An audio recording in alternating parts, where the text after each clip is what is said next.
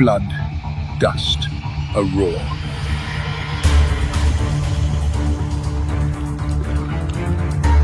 An unforgiving world. Life clinging on by the second. Death always in pursuit. And the struggle never ceases.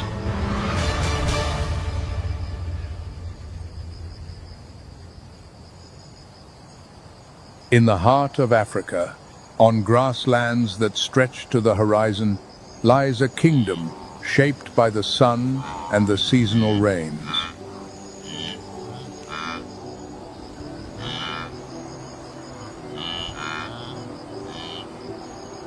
This is the Serengeti, a name that means the land of endless plains.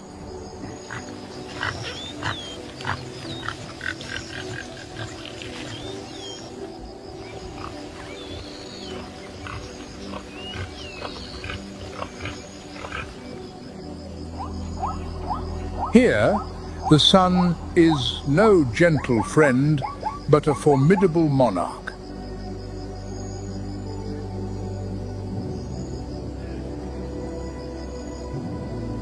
Its light bakes the air, creating shimmering mirages on the golden plains and parching the cracked riverbeds.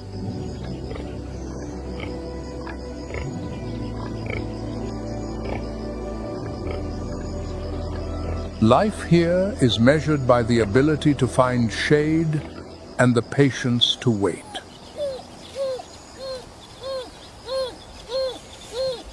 In the lingering morning mist, a pack of African wild dogs begins to stir, fluidly, in unison, as if sharing a single heartbeat.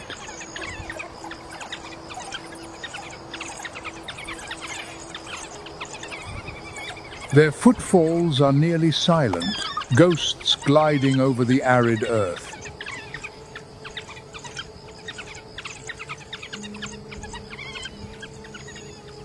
They are pack hunters with a deeply cohesive social structure, where a dominant pair breeds and others help raise the young by sharing food.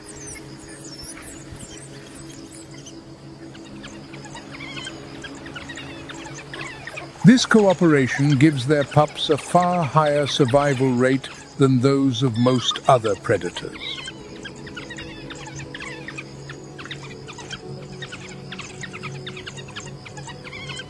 Each dog wears a unique coat pattern, a means of rapid identification amidst the speed and distance of a long chase.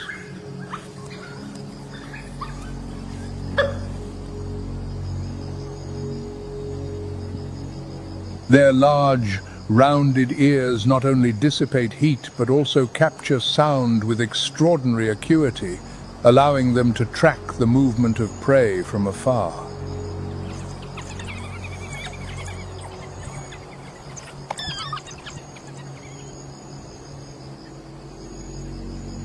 Their communication is subtle and discreet, relying on high-frequency sounds and gestures, ensuring precise coordination without alerting their quarry.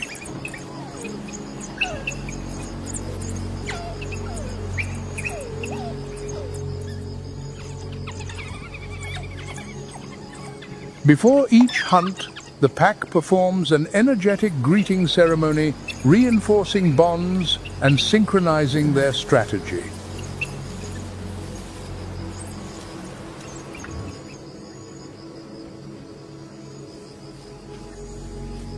They rely not on explosive power, but on phenomenal stamina, able to maintain a high speed over great distances until their prey is exhausted.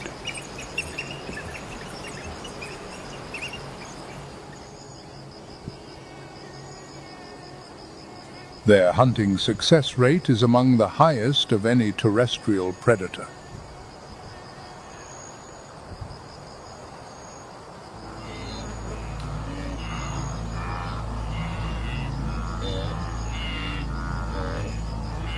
In the distance, A herd of wildebeest moves slowly, their heads rising and falling in a familiar rhythm of vigilance.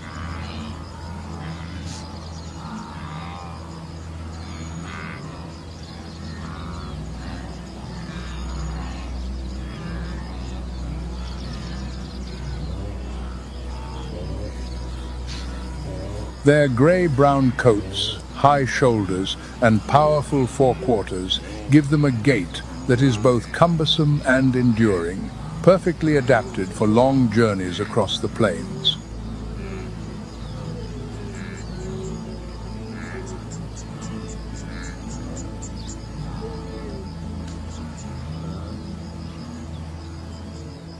They are herding grazers, depending on synchronicity and sheer numbers to minimize the risk of predation.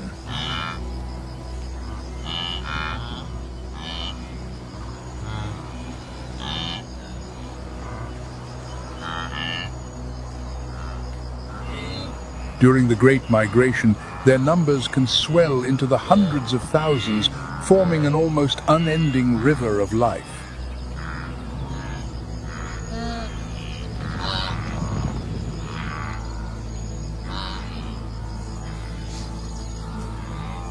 They can sense signals from their kin with remarkable speed.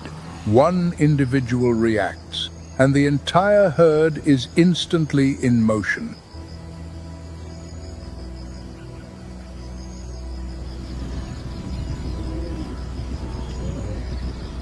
Keen eyesight and good hearing help them detect danger from a distance, but they often act only when the signal ripples through the herd.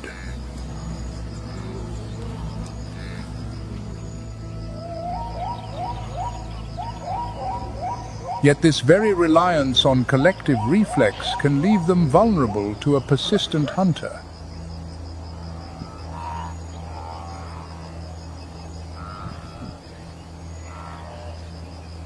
When panicked, the herd can descend into brief chaos, creating isolated individuals, ideal targets for a predator.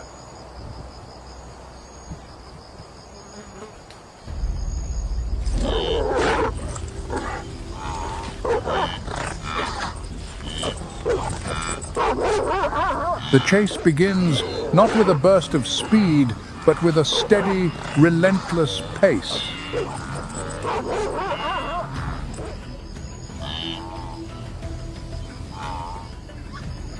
They take turns leading the pursuit, maintaining continuous pressure, a tactic that gradually wears the quarry down.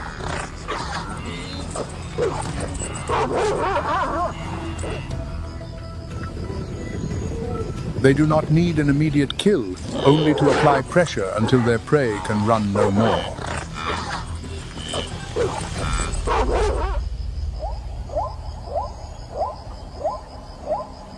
But the Serengeti does not operate on instinct and biology alone.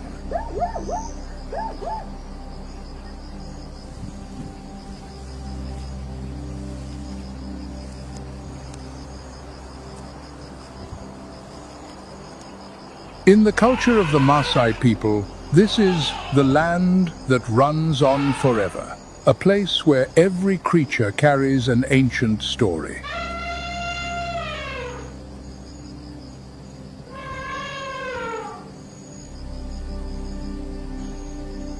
The Maasai tell that, in the beginning, the predators vied for dominion over the plains in a battle without end.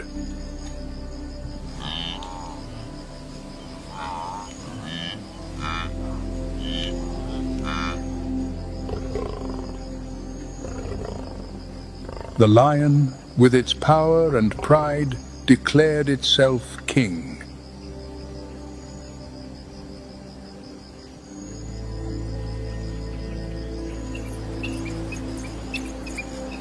The wild dog, with its unity and intelligence, believed true power lay with the pack.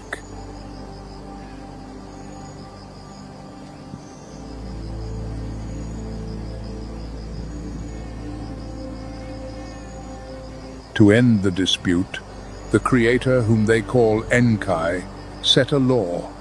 Each would have its own path to survival, and none would take it all.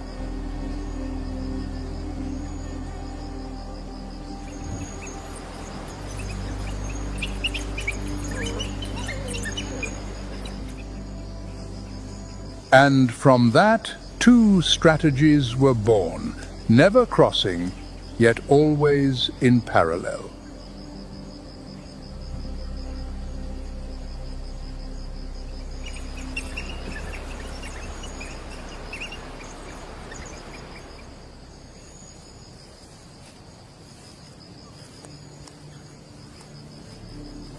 On the other side of the plains, a pride of lionesses moves in silence, their bodies held low to the ground.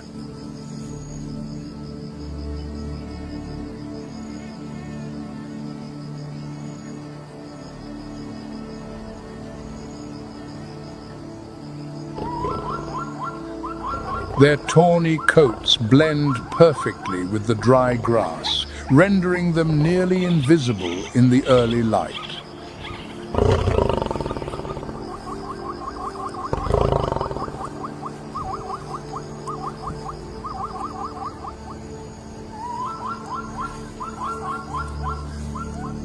They are the embodiment of ambush, powerful muscles, stealthy movements, and an explosive burst of speed over short distances.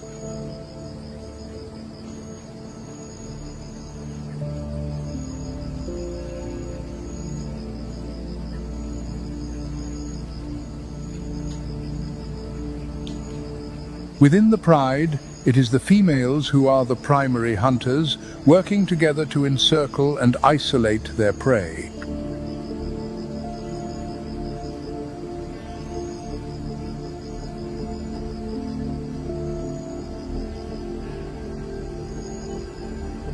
Retractable claws and soft paw pads allow them to approach with barely a sound.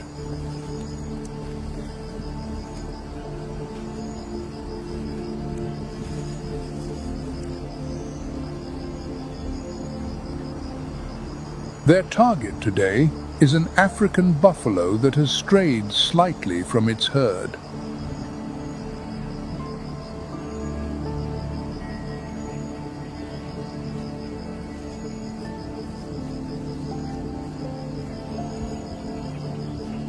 A formidable mass of muscle, its every step slow but heavy on the dry earth.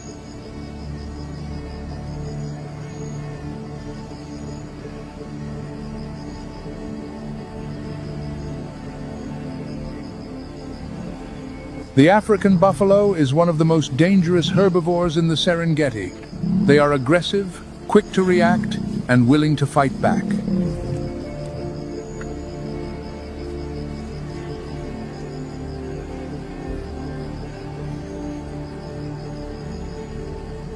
With a thick boss of horns that fuse into a shield-like helmet, they can toss or gore a predator with a single charge.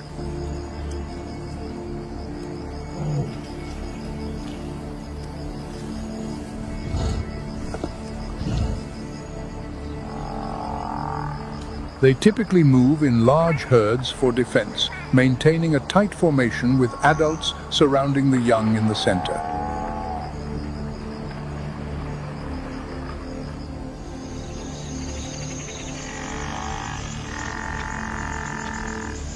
When threatened, the entire herd may turn to counterattack instead of fleeing, a rare tactic among grazers.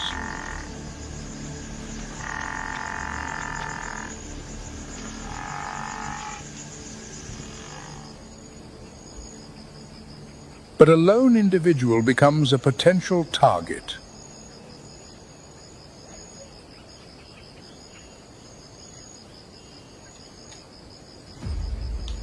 The lions lock their gaze on the target, lowering their bodies, using the terrain to conceal every advance.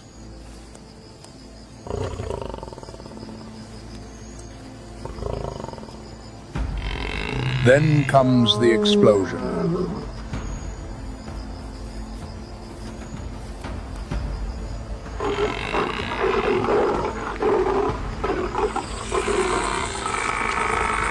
The lioness launches with all her might, aiming for a point of weakness, trying to close the distance and gain a hold before the prey can fully react.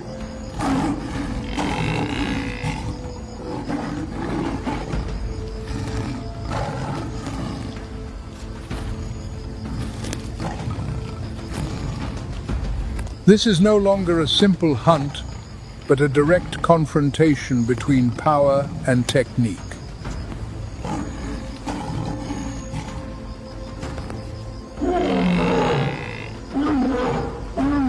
The struggle is protracted, draining the energy of both sides.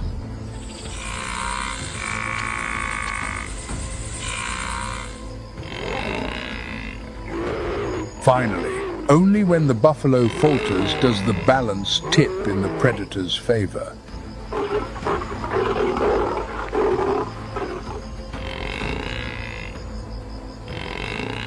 It is a strategy fraught with risk, but the reward is commensurate.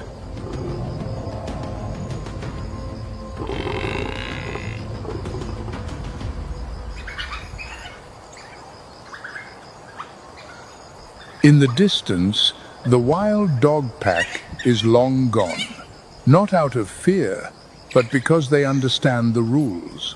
Avoiding unnecessary conflict is key to survival.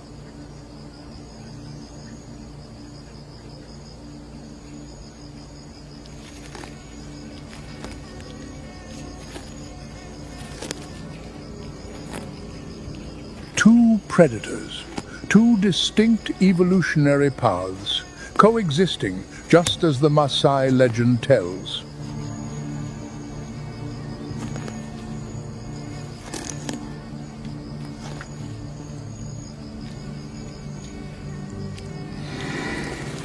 One, a master of power and silence.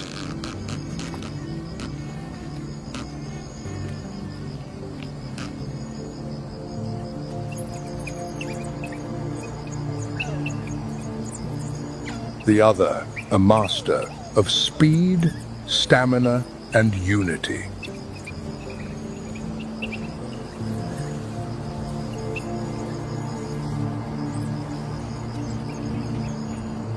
And between them, the prey species constantly adapt, developing their senses, reflexes, and social behaviors to survive two different pressures of predation.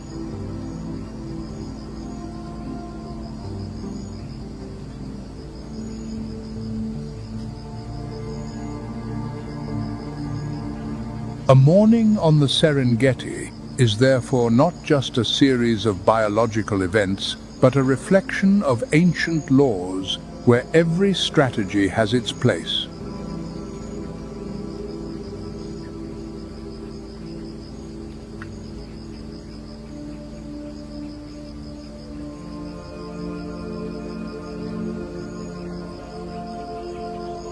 As the sun climbs higher, the mist vanishes, revealing a seemingly peaceful savanna.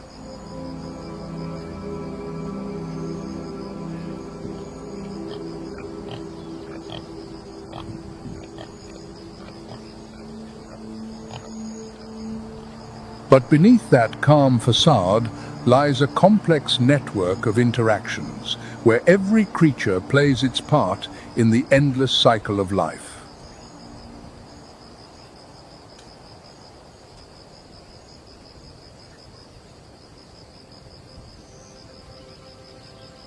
Not only in the Serengeti, but across our planet, these same laws repeat themselves in different forms, in more extreme environments.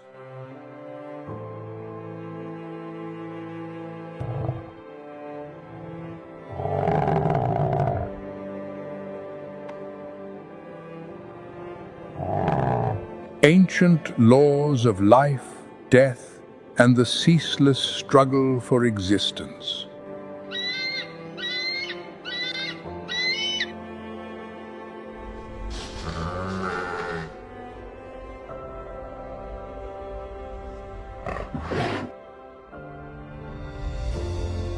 Leaving the African plains, we travel to a natural opposite, a place where life must contend not only with competitors, but with the very environment itself.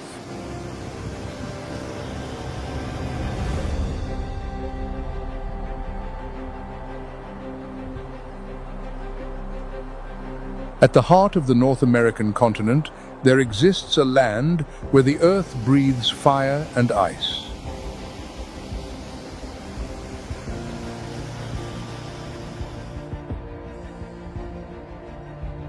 This is a world where the planet's crust is thin and volatile, a place where winter reigns with absolute authority.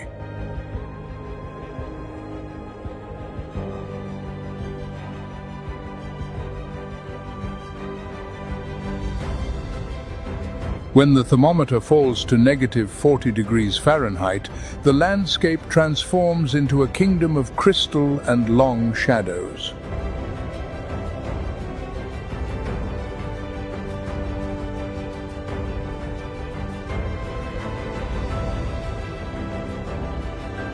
The stillness is almost tangible, a silence so profound it seems to have weight and substance of its own.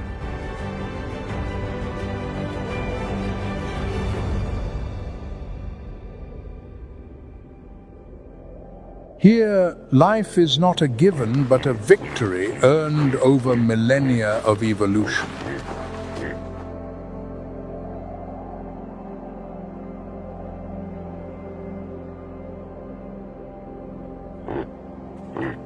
Only the strongest, the most resilient, and the best adapted will survive to witness the gentle rebirth of spring.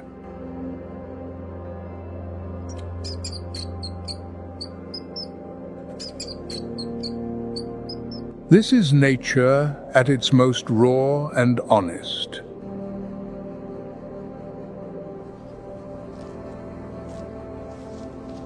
A profound reminder of our place in that grand order.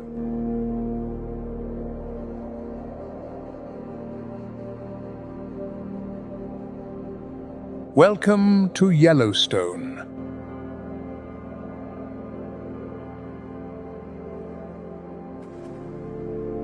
America's first national park and one of the last great intact ecosystems in the world.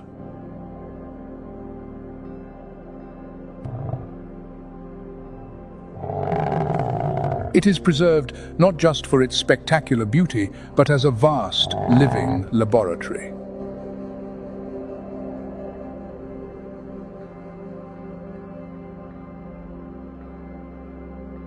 A place where we can witness the ancient dance between predator and prey, between life and death, played out against a magnificent backdrop.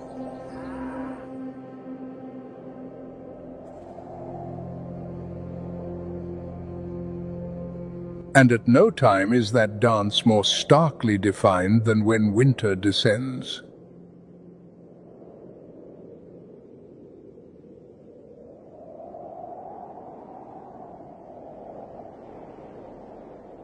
When winter grips the Yellowstone Plateau, it transforms it into one of the harshest environments on Earth.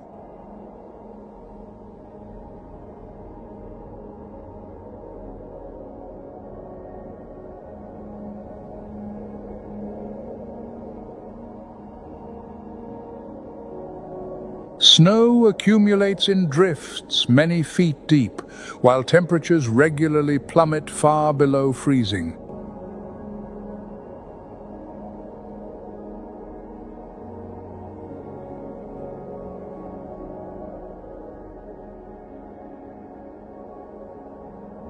The Lamar Valley, often called the Serengeti of North America, becomes the stage for the most dramatic tales of survival.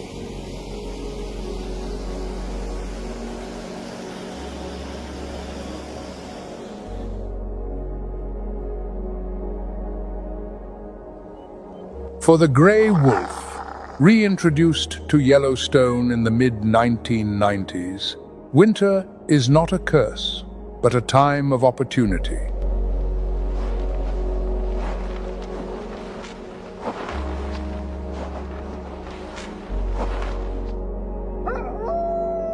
They were born for this world.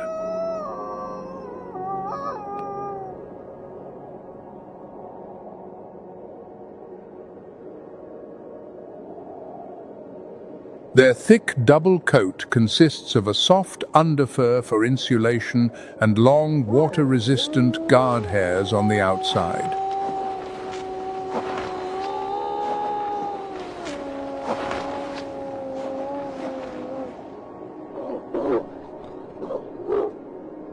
Wide paws act as natural snowshoes, distributing their weight and allowing them to move efficiently over a surface where other animals struggle.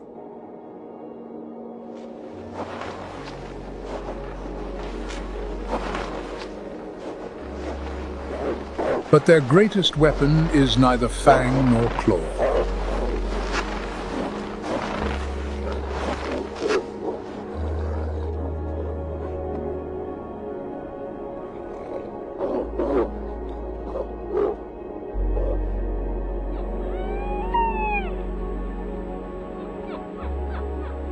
It is the pack.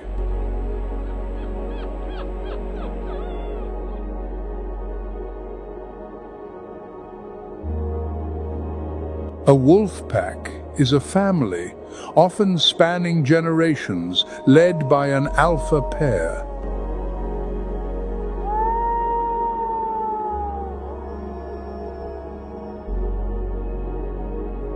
They move as one body, a collective intelligence honed by thousands of hunts.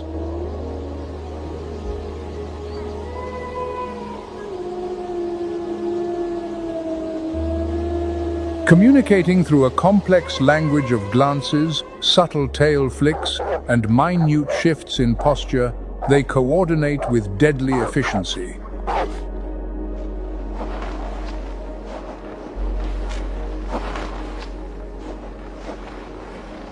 An acute sense of smell can detect a herd of elk from miles away, while their ears can pinpoint prey hidden beneath the snow.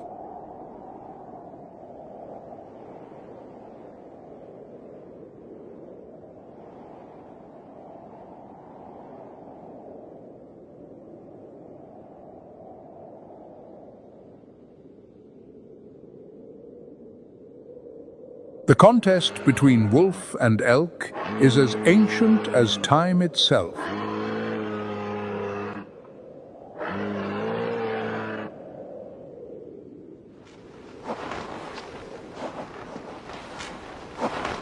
A lethal ballet in which each player knows its part.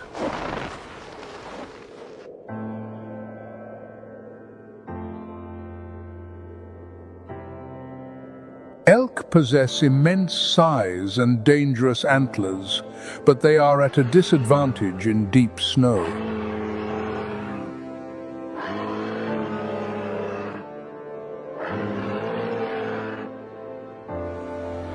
They live in large herds.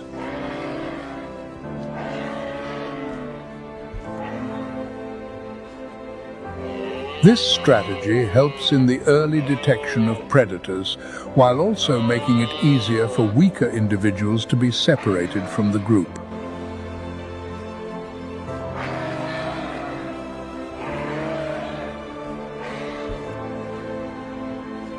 In winter, their thick coats provide insulation, but food becomes scarce.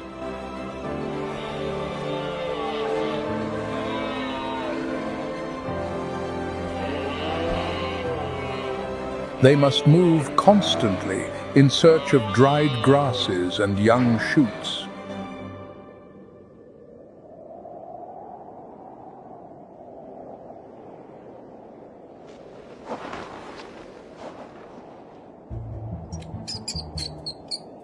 In some areas, just inches below the snow, the ground remains warm enough to sustain small mammals.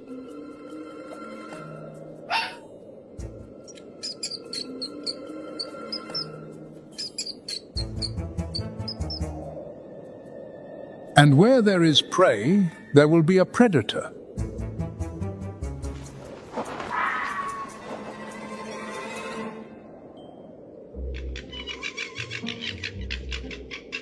The red fox has perfected a remarkable hunting technique.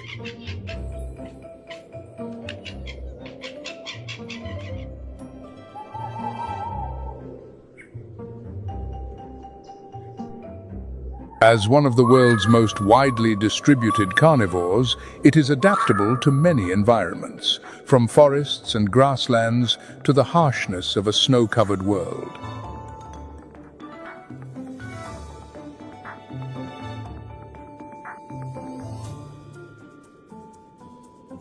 Its ears, like satellite dishes, can detect the faintest rustle of a vole moving in its tunnels beneath the deep snowpack.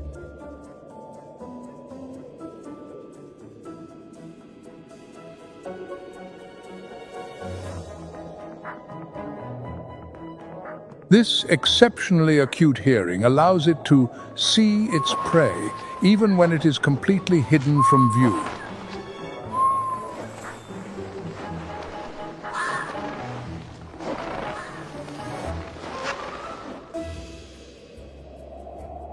It pinpoints its quarry by sound, perhaps even using the Earth's magnetic field as an internal compass to calculate the distance, a rare ability among mammals.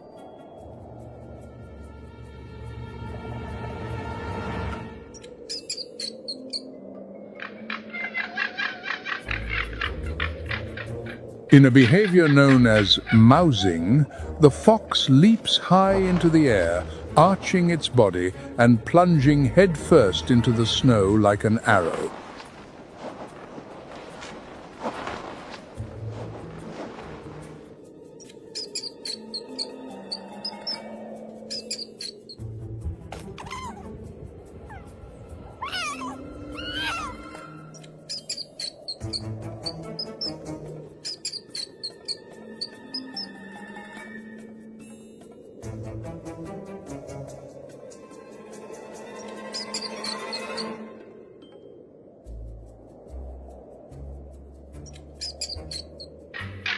Its long, bushy tail provides perfect balance in midair.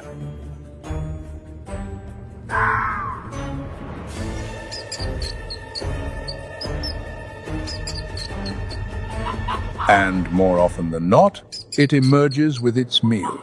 Sharp teeth and quick reflexes allow it to dispatch its prey in an instant.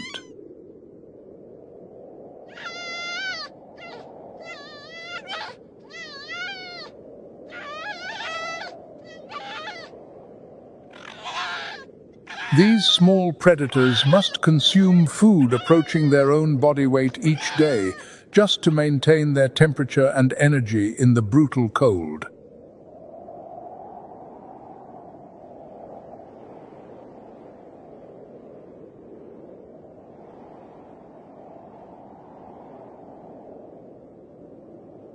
The ability to cache surplus food beneath the snow also helps them survive through lean times.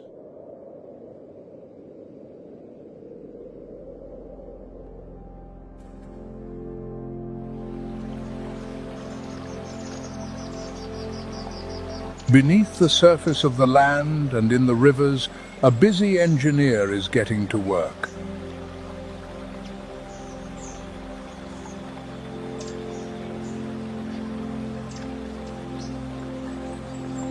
Beavers become particularly active, repairing dams and lodges damaged by the winter ice.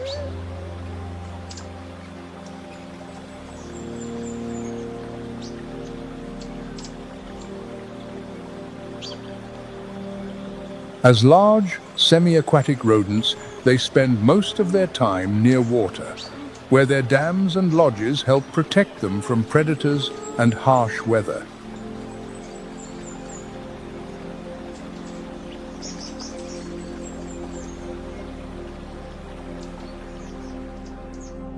These ecosystem engineers transform the landscape more than any other species besides human.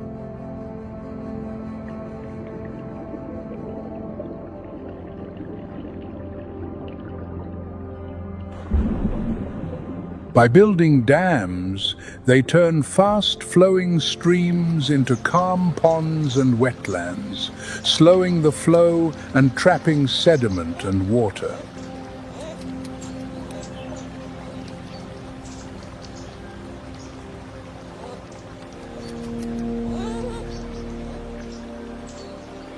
These new habitats benefit countless other species, from moose and western toads to waterfowl.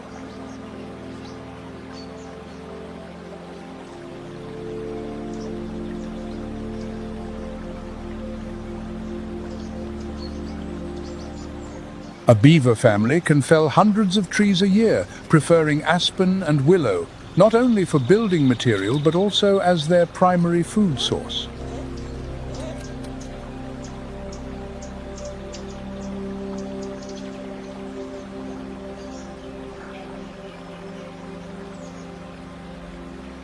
Their incisors grow continuously, allowing for efficient gnawing and cutting, while their flat, scaly tail provides balance on land and aids in steering while swimming.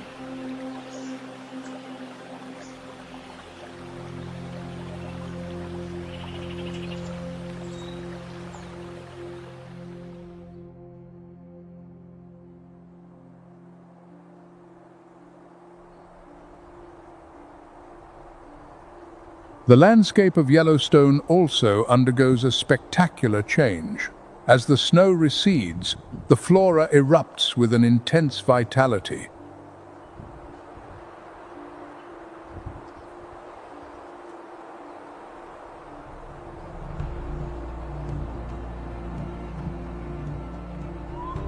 The first wildflowers, like the glacier lily, bloom right at the edge of the receding snowpack.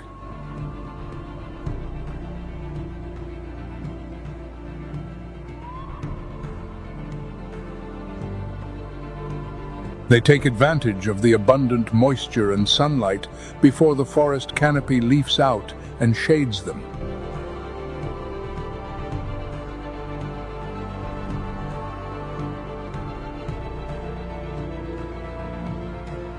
In the rivers below, the cutthroat trout begin their annual spawning ritual.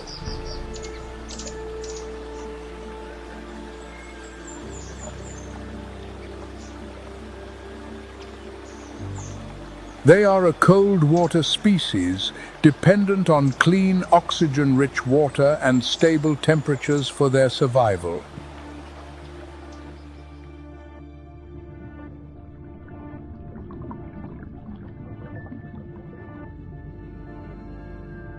The female uses her tail to dig a shallow nest in the gravel, called a red, where she lays her eggs for the male to fertilize.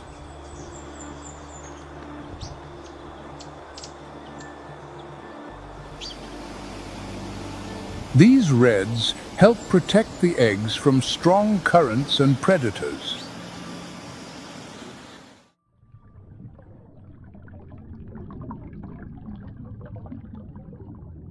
Their life cycle is intimately tied to the rhythm of the river.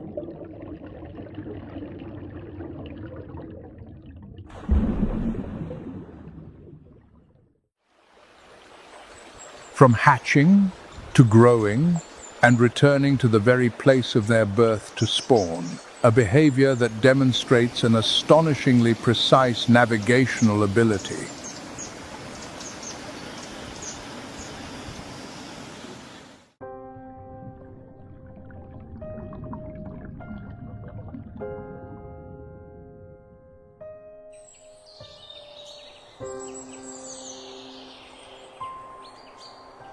As the wetlands thaw, the birds begin to return.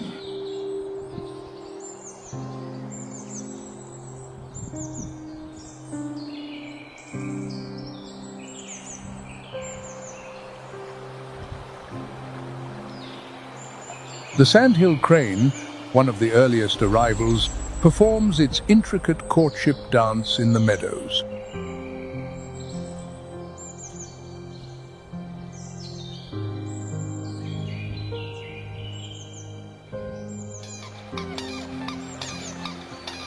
They are long-distance migrants, returning to the same breeding grounds year after year.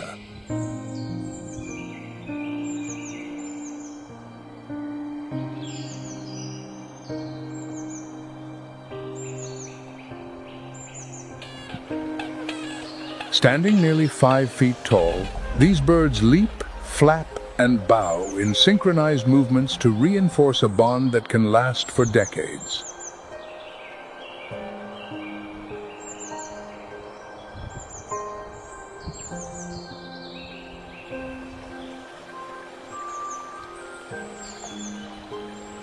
They are typically monogamous and maintain nesting territories in shallow wetlands, which provide an ample food supply and a good vantage point to spot danger.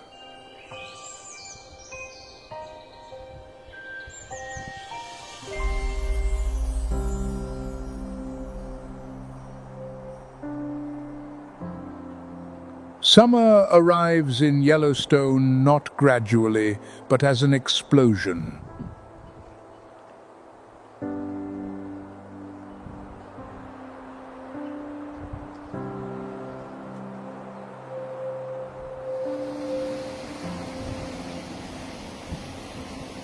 It is a season of an abundance almost unimaginable in winter.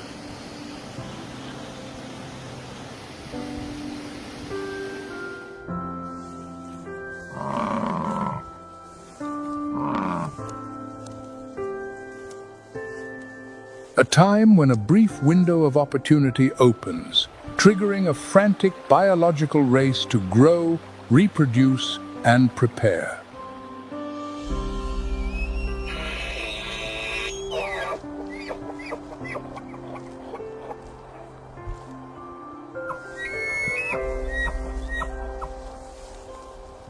The sun's energy, captured by countless plants, flows through the food web with an intensity only possible in this short season.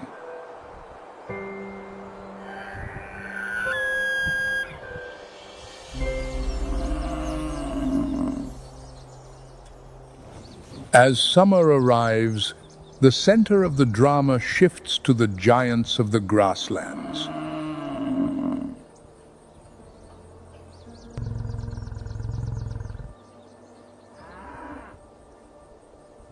The bison enter their breeding season known as the rut.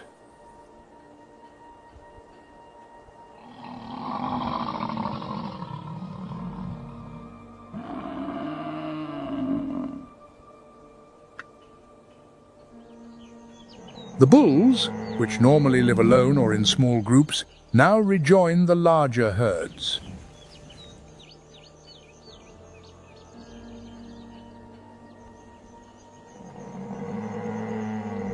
Their usual placid demeanor gives way to aggressive displays as they compete for the right to mate.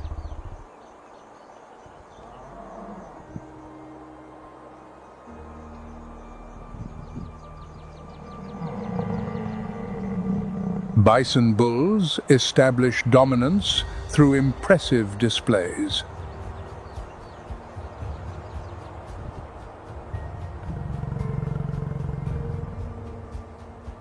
They paw at the ground with their horns, creating wallows where they roll, coating their enormous bodies in dust.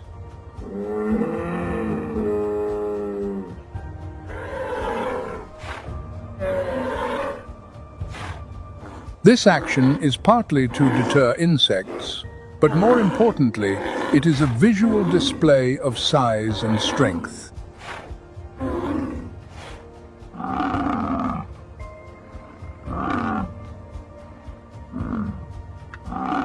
Their deep, resonant bellows carry for miles, a declaration of presence and a challenge.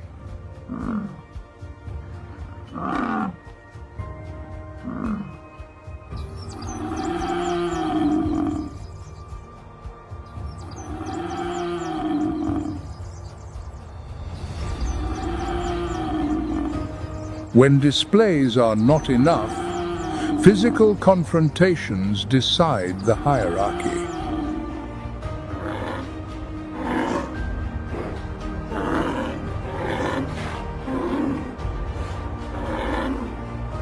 Clashes between 2,000-pound giants can be incredibly violent.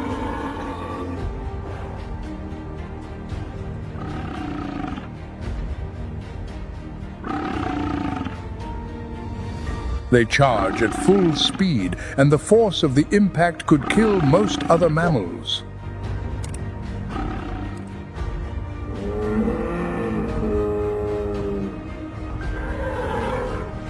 But the bison's skull is specially constructed with a thick, porous bone structure and massive neck muscles that absorb these terrifying collisions.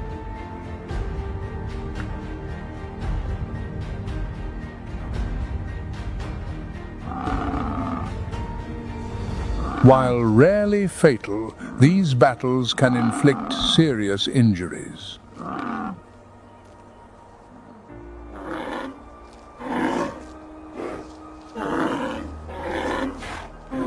The victorious bull gains access to the females, ensuring that the genes of the strongest individuals are passed on to the next generation.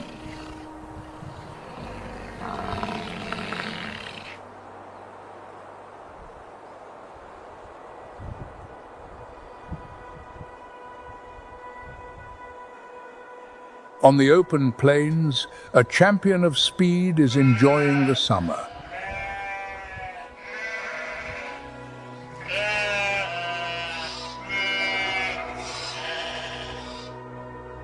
The pronghorn, North America's fastest land mammal, can reach speeds of up to 55 miles per hour.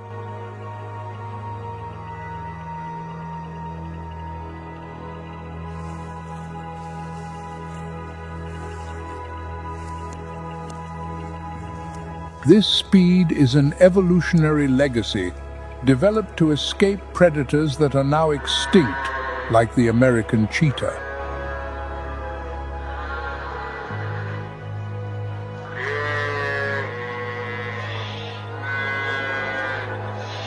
Today, that speed gives them an enormous safety margin against existing predators.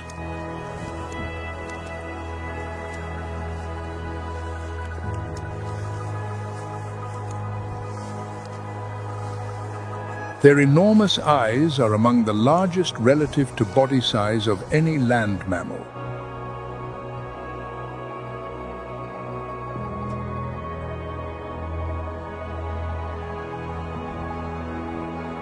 With a field of vision of nearly 320 degrees, they allow the pronghorn to spot movement up to 4 miles away.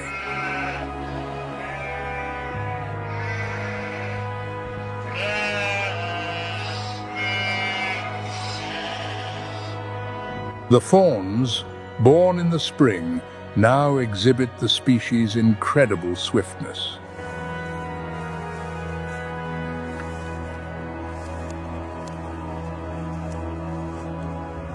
By midsummer, they can outrun most of their predators, a vital skill in an open world.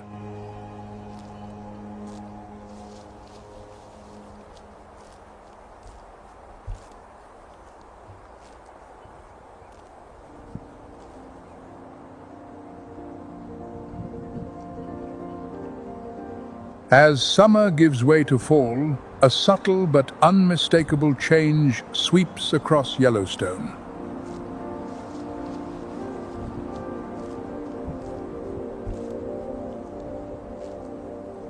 The air grows crisp and cool.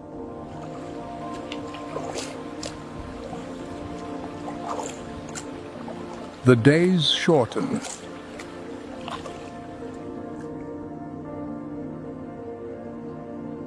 The landscape ignites with the gold of aspens and the red of underbrush.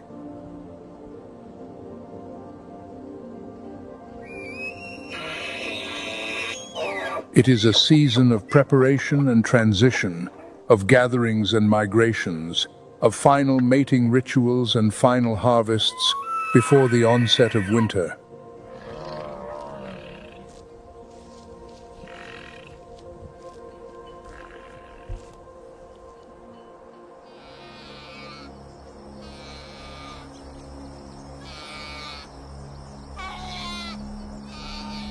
Amidst this transformation, black bears appear with their families, moving quietly through the changing forests.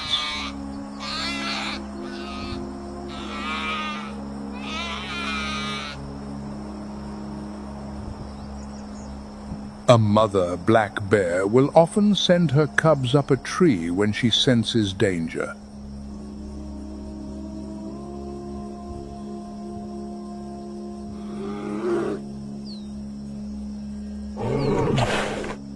Unlike grizzly bears, the young of a black bear typically become independent sooner, after only about 16 months.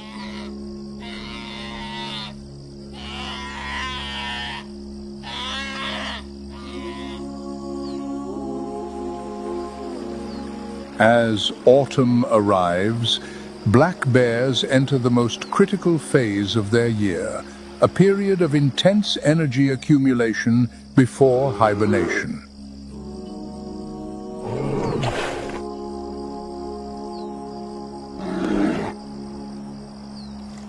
They spend most of their day foraging, constantly moving through forests and valleys, seeking any rich food source they can find.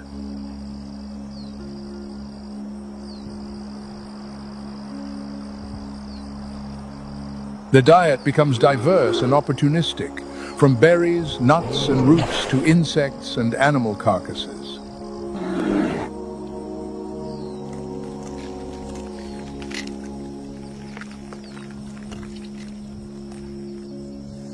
In areas where they are available, they also take advantage of fish or small animals.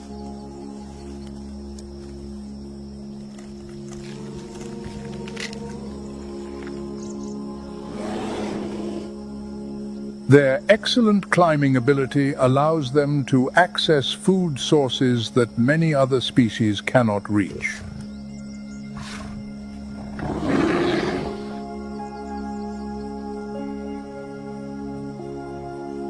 During this period, a black bear's body can gain weight rapidly, accumulating a thick layer of fat that will serve as an energy reserve for the many months of winter when food is virtually non-existent.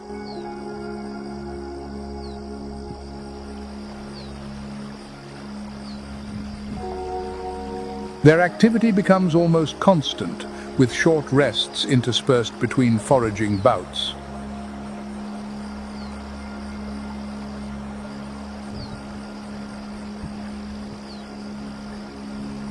When temperatures begin to drop and food sources dwindle, black bears seek out secluded dens like tree hollows, rock caves, or earthen burrows to prepare for hibernation.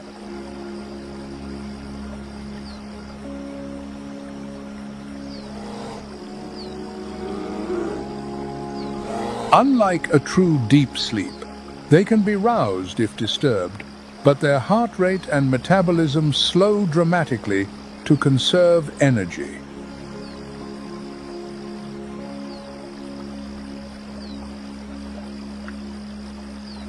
Autumn, therefore, is not just a season of transition, but a silent race against time, where every calorie accumulated determines the chance of survival through the harsh winter ahead.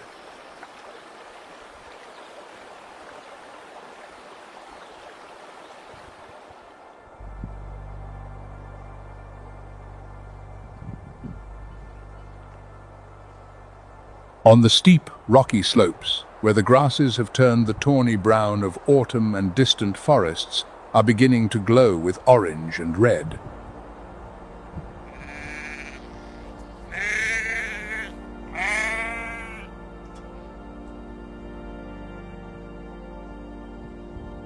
Another ritual of survival is underway, the fight for the right to mate.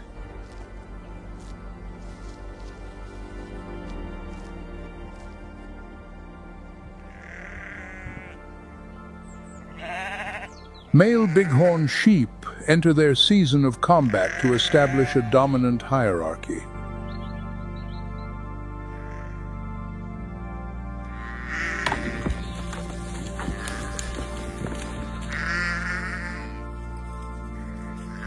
Mature rams, bearing massive curved horns that can weigh up to 30 pounds, charge one another at speeds of nearly 40 miles per hour, turning the mountainside into a battlefield of pure power and impact.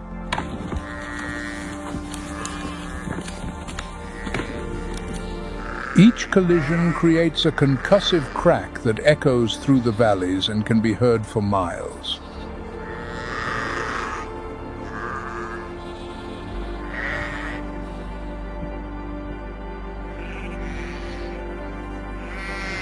Their skulls have evolved with a double-layered structure and an internal system of struts that act as a natural shock absorber.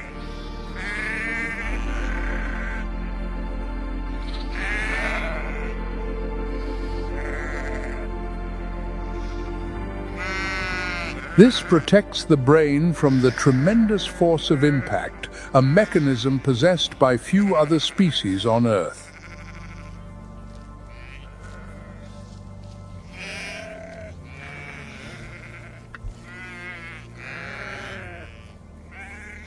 The confrontations last until one individual is exhausted and forced to retreat, ceding dominance to the stronger ram.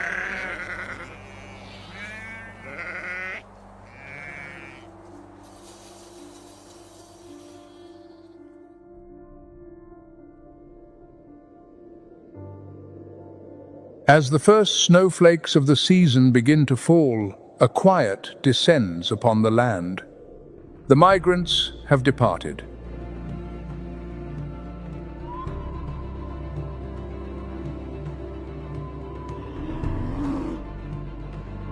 The bears are denning.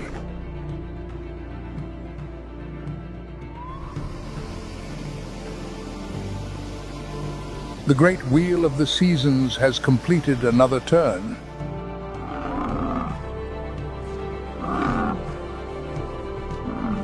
The abundance of summer and the urgency of autumn now give way to the coming silence and trial.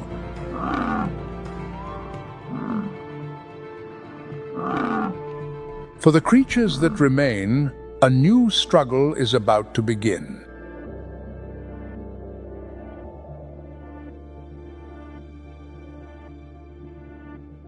The eternal cycle of Yellowstone continues, an unending symphony of life, written in fire, ice, and time.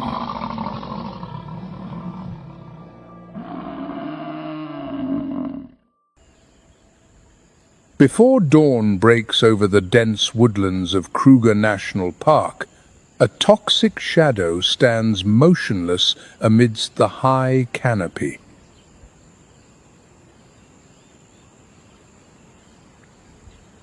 A female leopard, the ultimate icon of mystery and fluid grace, is on the prowl.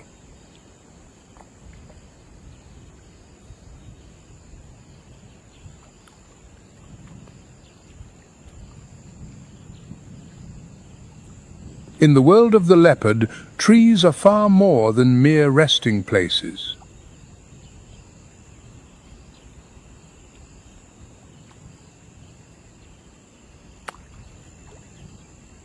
They are watchtowers, fortresses, and launching pads for lightning-fast ambushes.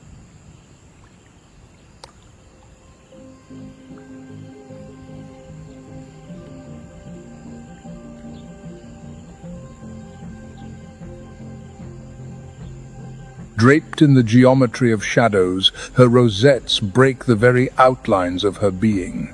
She does not merely hide, she becomes the forest itself.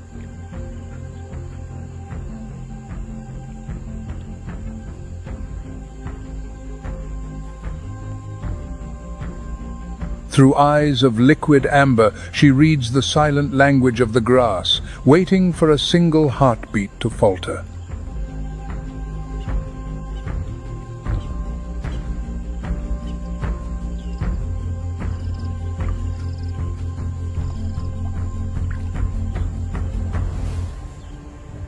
Beneath the foliage, a herd of impala drifts slowly into range.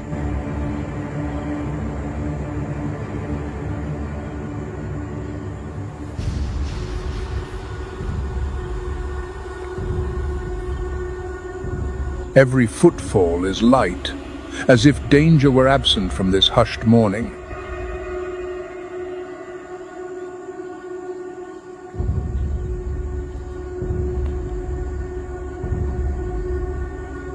She is tense, her muscles coiled and primed for action.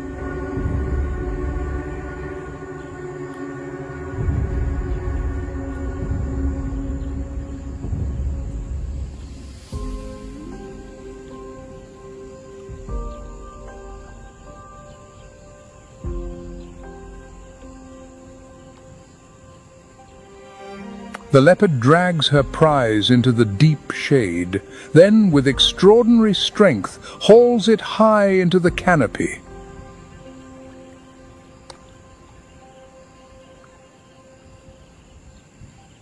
There she will feed in seclusion, beyond the reach of hyenas and other opportunistic thieves.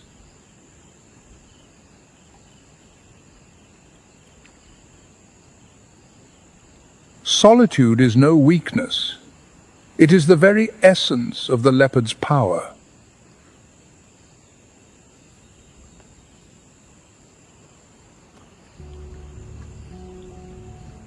As heat blankets the grasslands of Kruger and the sun parches the earth, massive, dark forms begin to stir.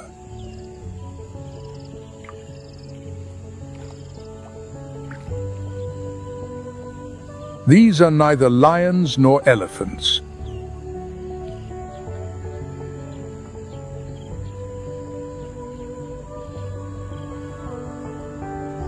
These are Cape buffalo, horned titans that command caution from even the most seasoned predator.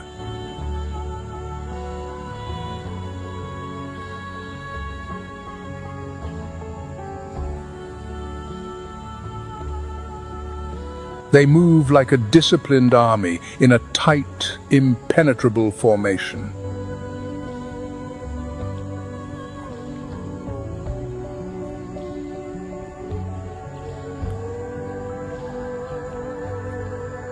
Each weighs nearly 2,000 pounds, their dark hides shimmering, horns curving like the iron helms of ancient warriors.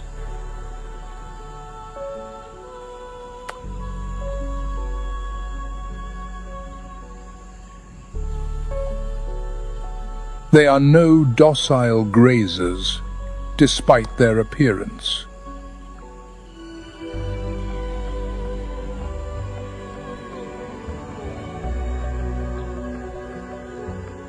Beneath that thick hide beats a heart that refuses to yield.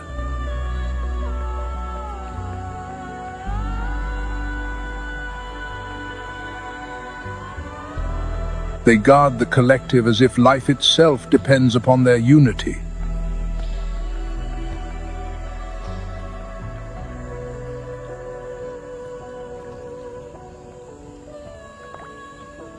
Calves huddle at the center, shielded by the herd.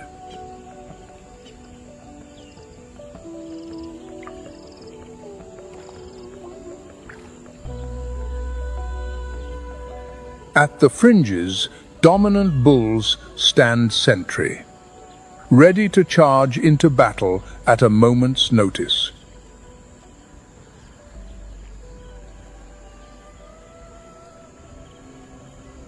A lone lioness watches, mesmerized by the raw power radiating from those steel-like horns.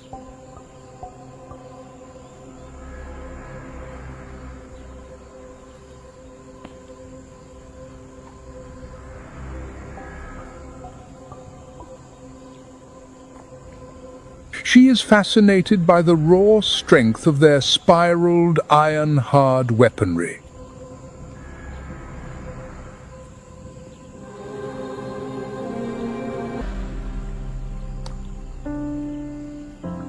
The lioness was badly wounded.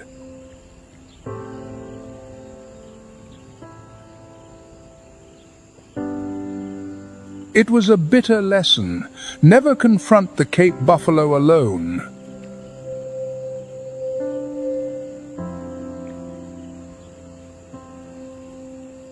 She is not the first predator to retreat before them, and she certainly will not be the last.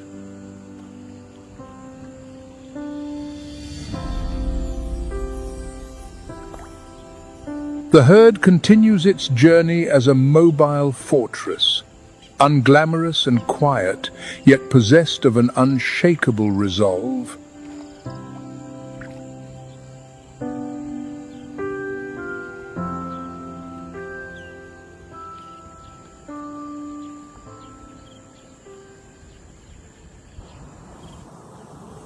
As the sun begins to bake the Kalahari, a mob of meerkats emerges, standing tall like miniature sentinels.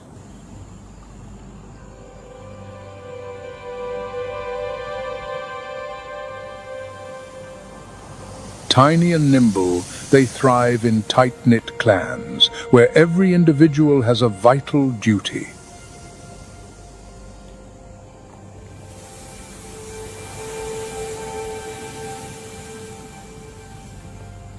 They are renowned for their sophisticated system of vocal alarms.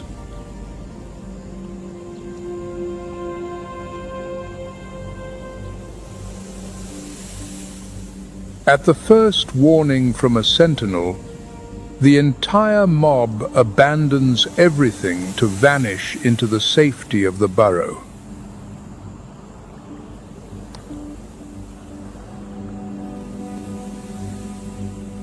In a land of hawks and cobras, unity is the only way to survive.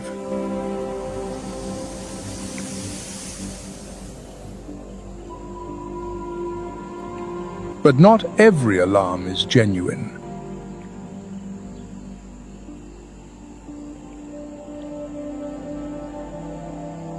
Nearby, a fork-tailed drongo, a master of mimicry, watches.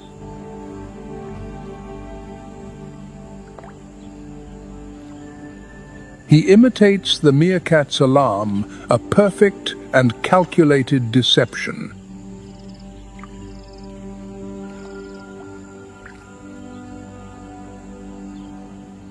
He even varies his calls, imitating eagles or snakes, to ensure the meerkats never grow accustomed to his trickery.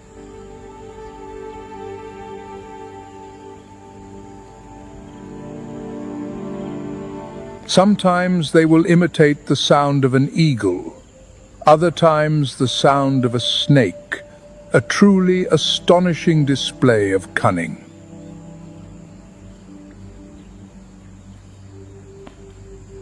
With one false cry, panic spreads. The meerkats abandon their hard-earned feast.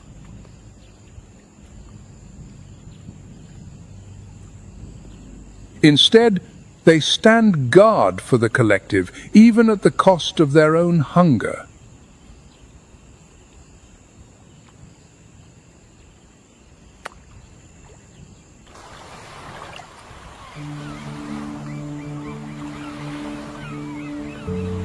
Along the Atlantic coast, where brutal waves batter the South African shore, thrives a clamorous community, Cape Fur seals.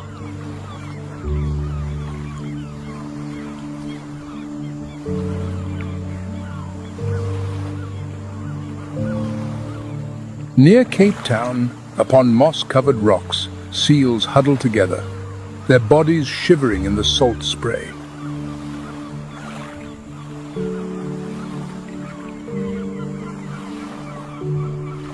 Their collective roar, territorial bellows and calls echoes like a wild symphony of the southern seas.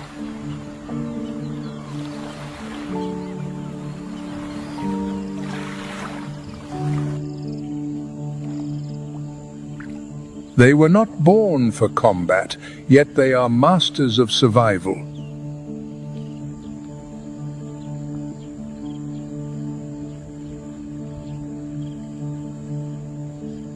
The Cape Fur seal possesses a waterproof coat and powerful flippers.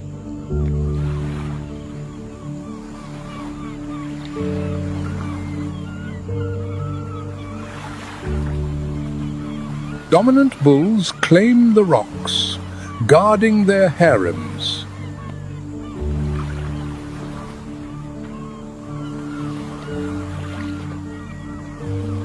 Pups are born into this chaos, with no sanctuary but their mother's side.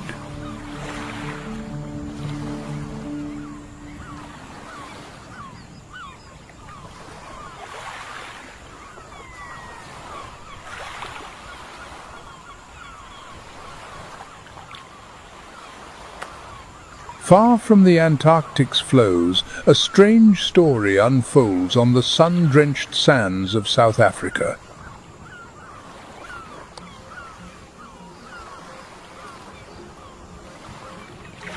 Among granite coves, African penguins have made a fateful trade, abandoning the frost for the searing sun.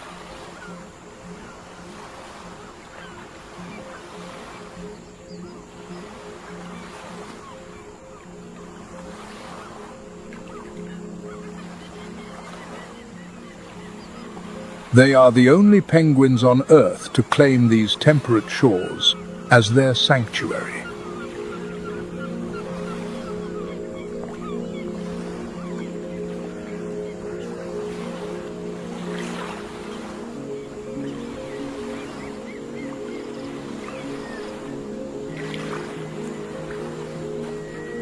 Standing less than 2 feet tall, they wear a tuxedo of black and white with a signature horseshoe marking.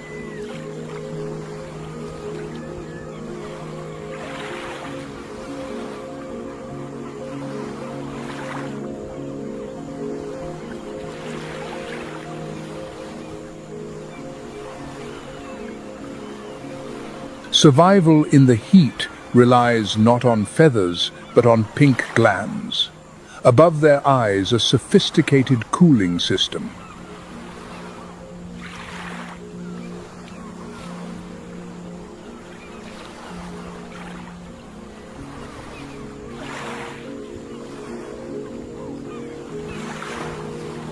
It regulates their temperature when the sun bakes the boulders throughout the year.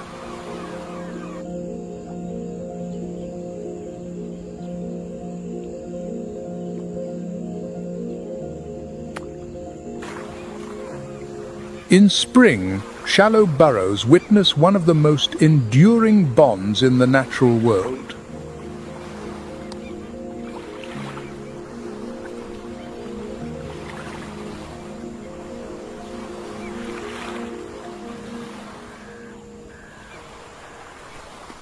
Pairing for life, they return to the same refuge annually, nesting amidst the harsh wind and sand.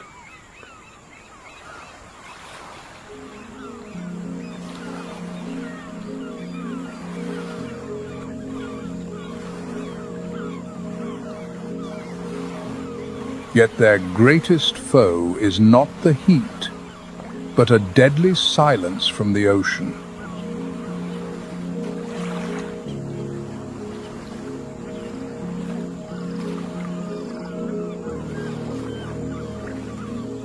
But a shadow longer than night now falls upon these shores. A once vibrant chorus is fading into a haunting silence, as their lifeline to the ocean is severed by hands they cannot see.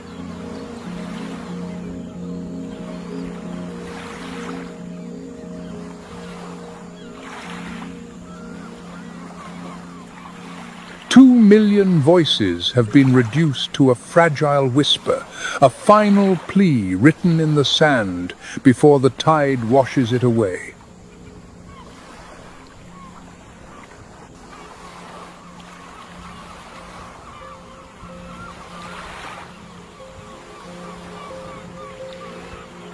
Today, upon these ancient stones, humanity is learning to step back, allowing nature to heal itself.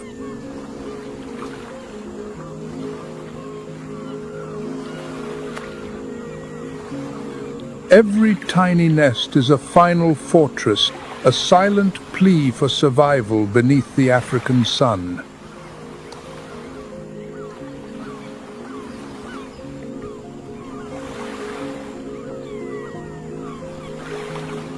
Their struggle is no longer against nature, but for remembrance, before they vanish forever.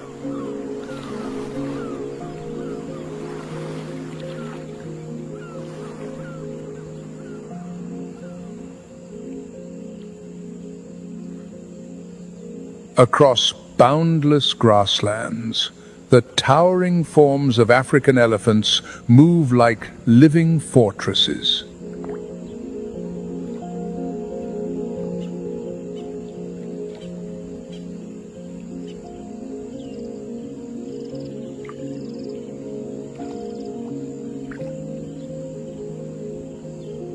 Majestic and silent, they walk powered by muscles and the weight of ancestral memory.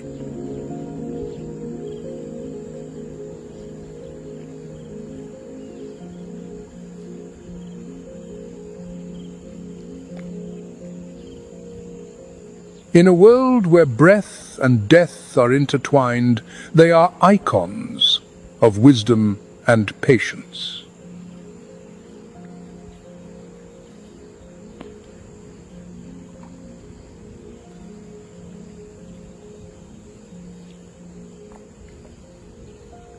Each herd is guided by a matriarch, holding a mental map of ancient springs and migration routes.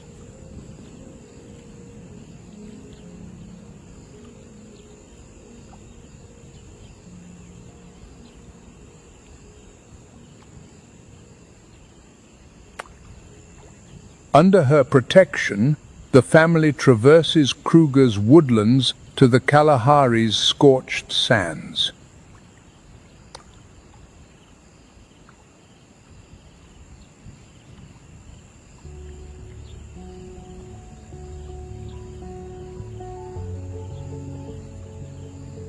Here, memory is the ultimate tool for survival, the only thread preventing their lineage from being swallowed.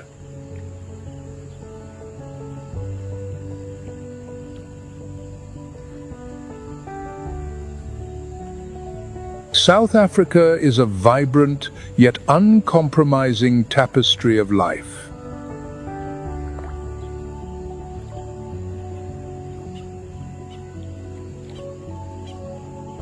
From the solitary leopard to the buffalo's wall of steel,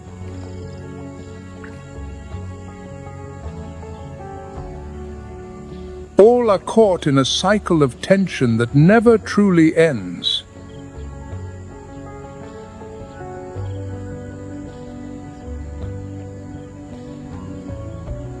In this parched land, nature offers no mercy and knows no rules.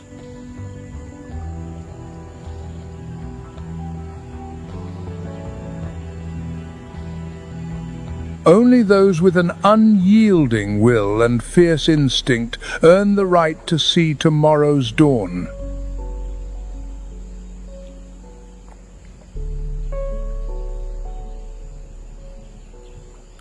Yet, amidst this splendor, echoes of a crisis are beginning to ring out.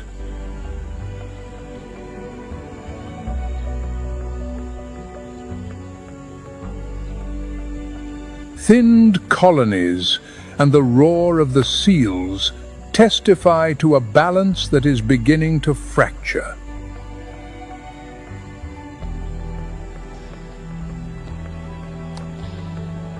Habitats are vanishing, and giant footprints are slowly being erased by time.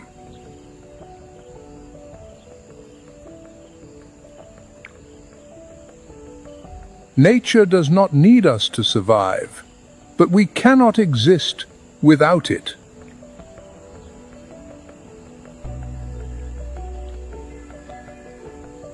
In this epic struggle, certain creatures stand as enduring symbols of power.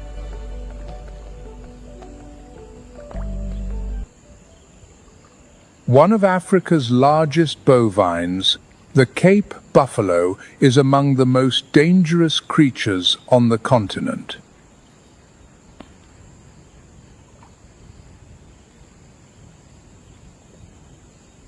He does not hunt, yet he strikes terror into those who dare to pursue him.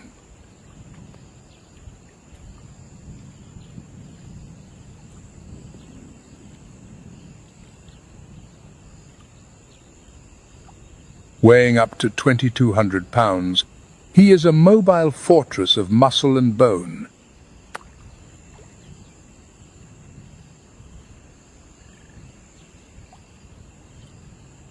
His most striking feature is the set of horns that meet at the forehead to form a formidable shield.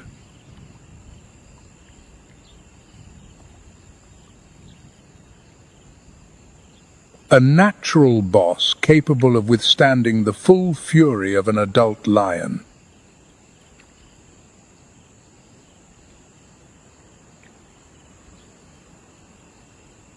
Blending caution with aggression, the herd forms a living barricade, ready to counterattack.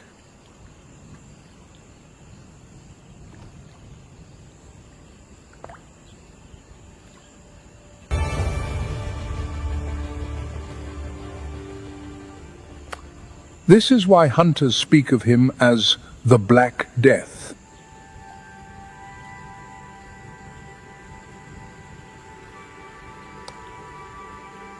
Not because he hunts humans, but because he refuses to run, fighting to his very last breath.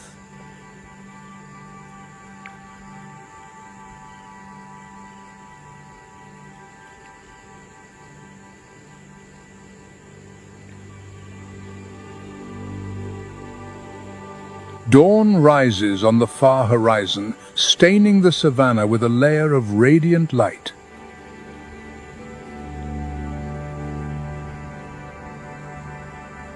Through the morning mist, a deep rumble emerges, a wordless challenge.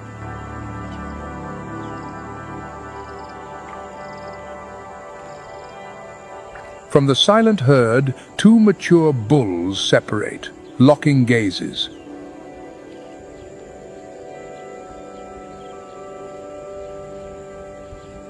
This is not a battle of life and death.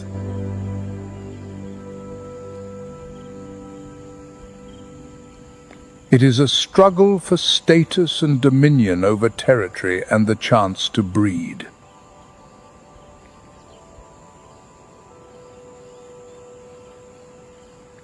To claim the title, there is only one path, an uncompromising test of strength.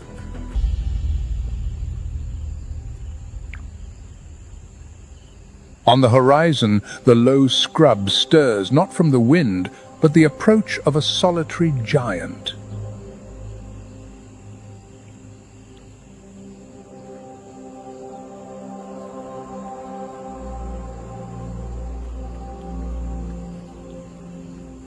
Each footfall resonates across the earth like a distant war drum.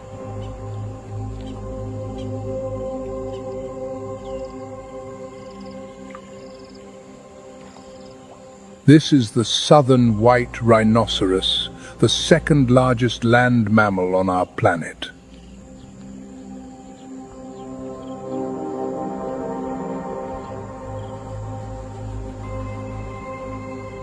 With a massive frame exceeding 4,400 pounds, he has no need for concealment.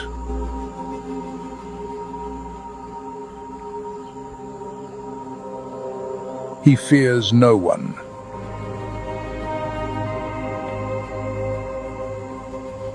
Upon his nose is a legendary weapon, a horn of solid keratin, which can exceed 3 feet in length. A creature of war.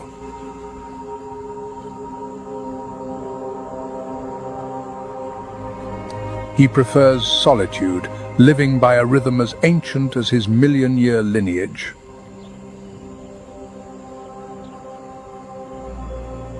Yet even a giant must defend his domain.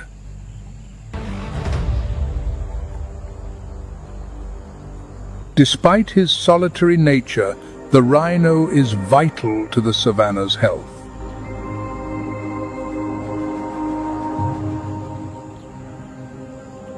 His paths create natural corridors for other species to find water and food.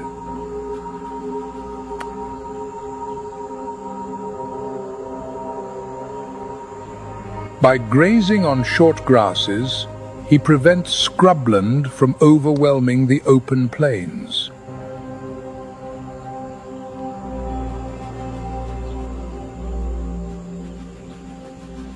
Even his waste nourishes the soil, fueling plant growth and sustaining insect life.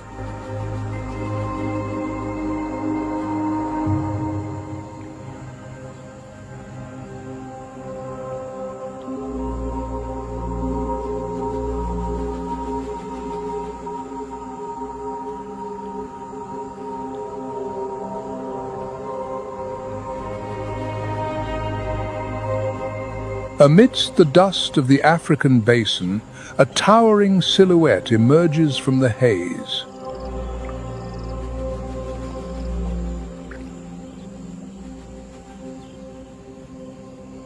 Majestic and deliberate, the elephant herd moves as a single, unified entity.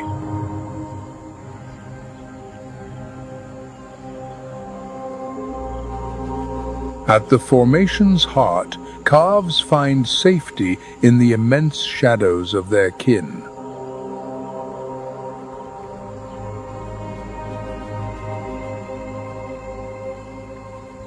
They do not just rely on strength. Elephants hear the earth through their feet.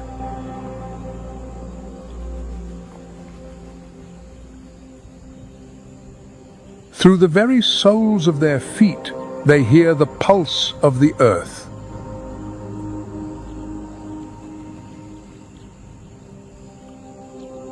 These silent giants possess a wisdom that transcends the air, sensing the distant thunder of a coming storm or the ghost echoes of a wandering herd carried through the ground like a deep, subterranean song.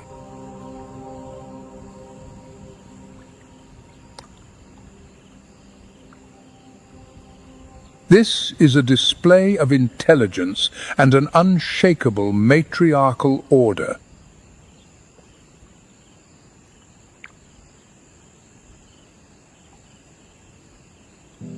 In this land, no predator is foolish enough to challenge a mature herd.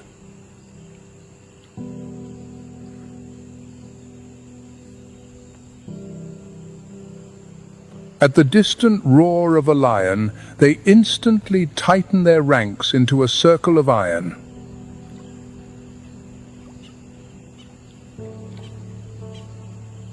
£13,000 of muscle form an impregnable wall, shielding the young.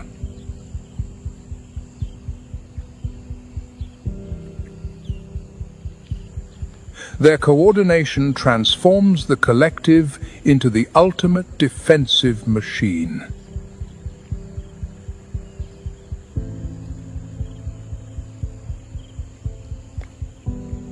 Their weapons are ivory swords in the largest individuals.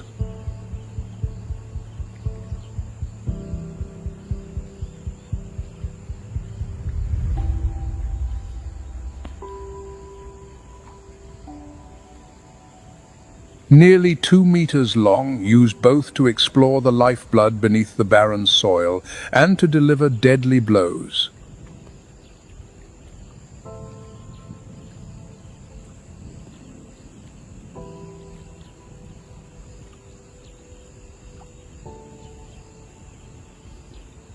The skillful trunk, with its tens of thousands of muscle bundles, can gently soothe a cub after a long night of fear. But it is also powerful enough to bring down a lion in a single strike.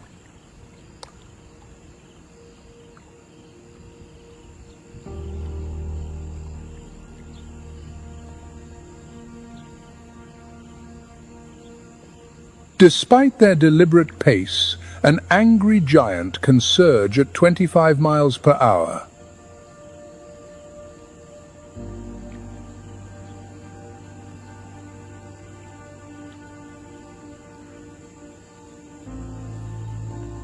Their true power is not in destruction, but in their ability to shape the world.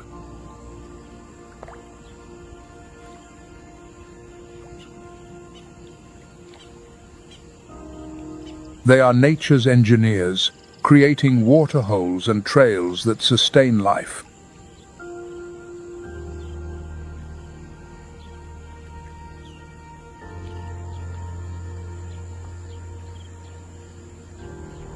They rule through wisdom and empathy, forcing even the most arrogant lion pride to retreat.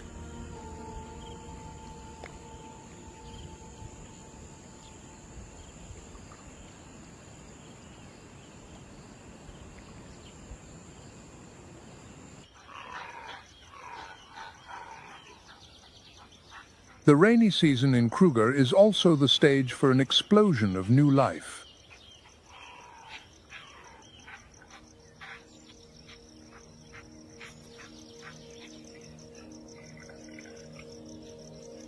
Every year at the beginning of the wet season, nearly all female impalas in Kruger give birth within a few weeks of each other.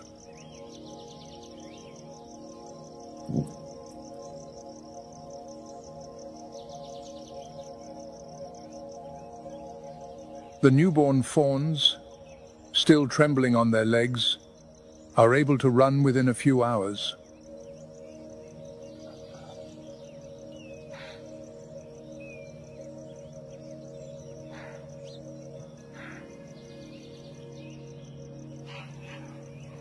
It is a biological marvel, synchronized births that overwhelm predators.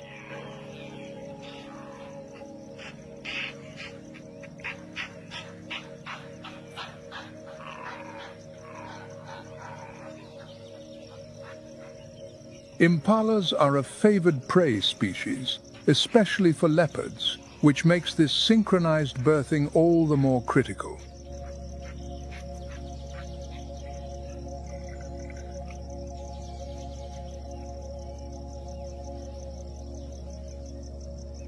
During the rainy season, impalas gather around water sources and open grasslands.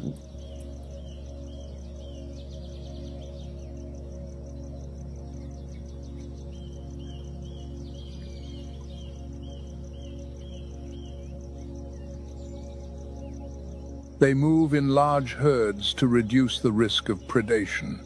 Their activity peaks in the early morning and late afternoon.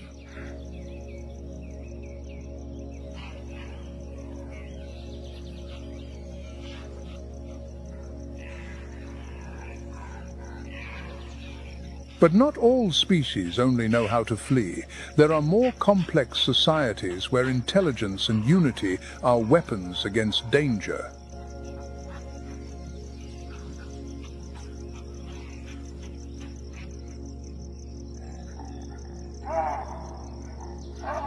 Chakma baboons also take advantage of the short-term abundance of food during Kruger's rainy season.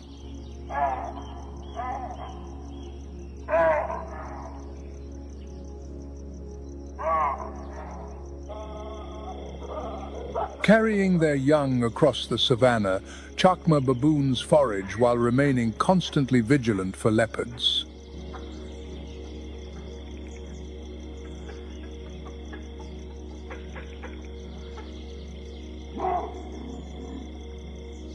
With grass sprouting and fruit ripening after the rains, baboons gather in large troops to forage.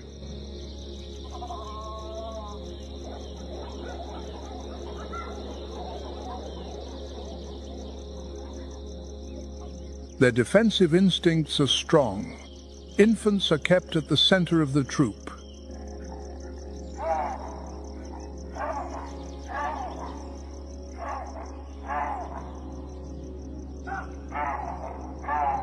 And in the high canopy, other sentinels are also on duty, with a surprisingly complex alarm system.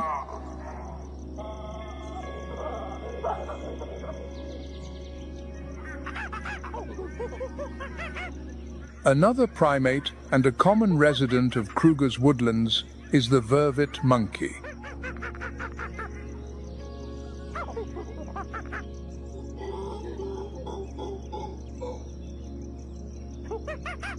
Perched on rain-soaked branches, vervet monkeys become the silent sentinels of the canopy.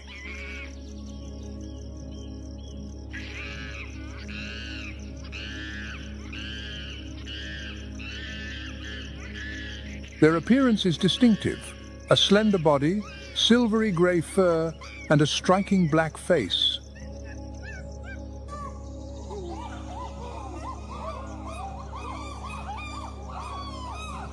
When the rains fall and the trees flower and fruit once more, food becomes plentiful.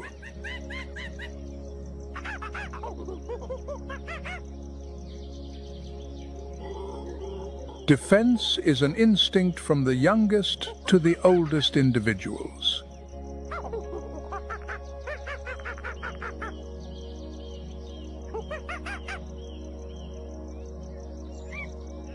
When they spot a leopard or an eagle, vervet monkeys emit distinct alarm calls.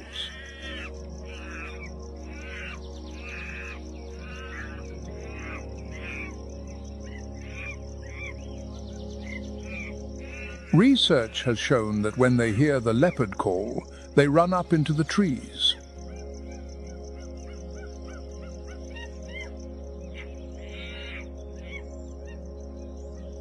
When they hear the eagle call, they look up at the sky, and for the snake call, they look down at the ground.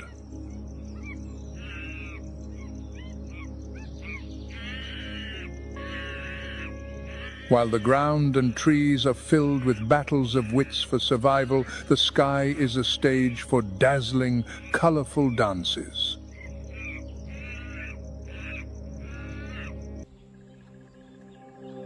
Where the acacia trees stretch endlessly across the open savanna, standing like nature's sentinels, the Mara River winds, a fluid boundary between heaven and earth.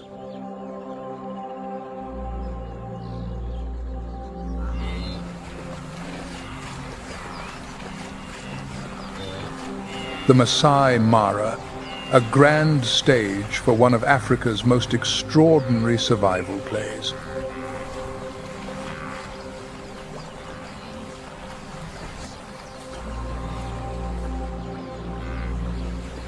Here, the river is not just water, it is an arena.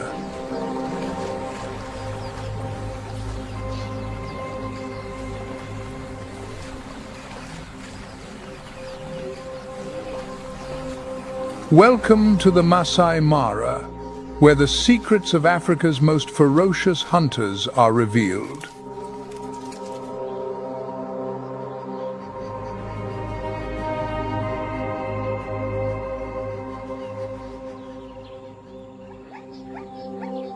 The Maasai, the heart of East Africa, beats to a steady rhythm, breathing life into its spectacular landscapes.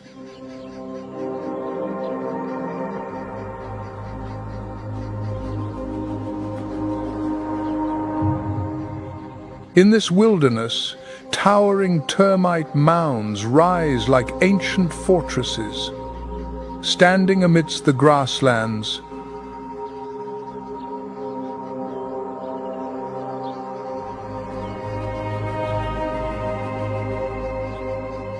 not just as natural formations, but as watchtowers for patient predators.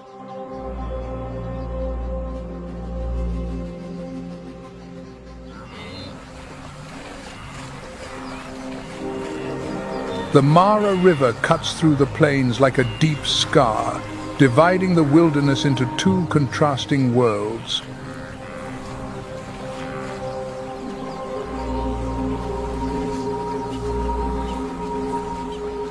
Its waters are not just a lifeline, they are a battlefield.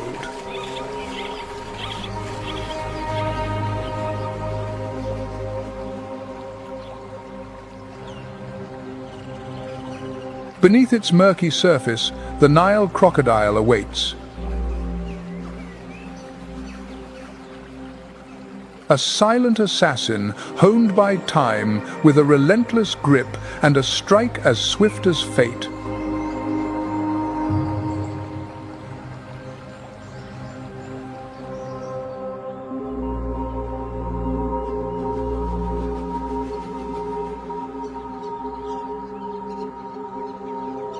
On land, the lionesses move with the air of seasoned warriors, masters of the hunt, their every step a dominion over the savannah.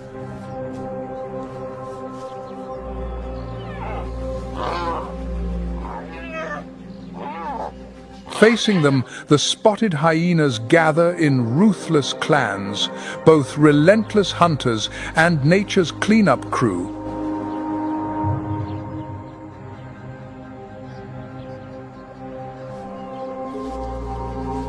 Deep in the thickets, the elusive leopard lies in wait, a shadow of silent precision.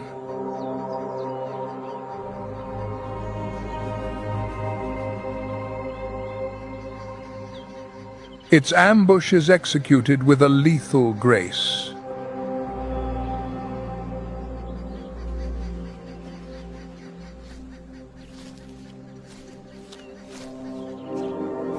And across the vast open plains, the cheetah reigns.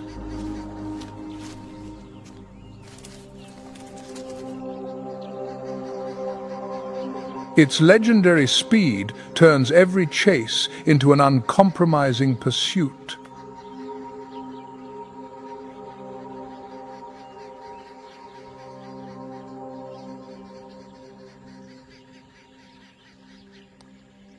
The vast Greater Mara ecosystem is a living tapestry of life, seamlessly connecting the Masai Mara National Reserve, the Mara Triangle, and the surrounding conservancies.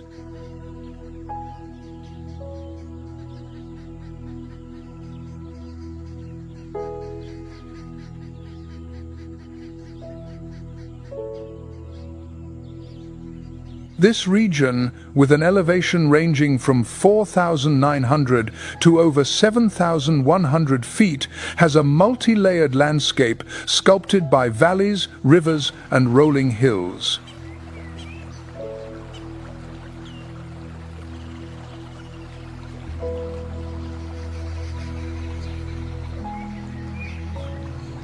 The name Masai Mara is derived from the Maasai community, the nomadic people who have coexisted with this land for centuries.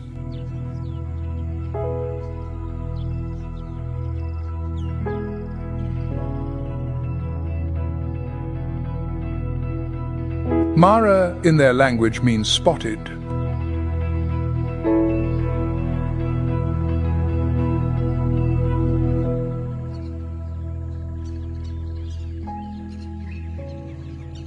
The Maasai not only live here but have also become intrinsically linked to nature, maintaining their pastoralist lifestyle by herding cattle for generations.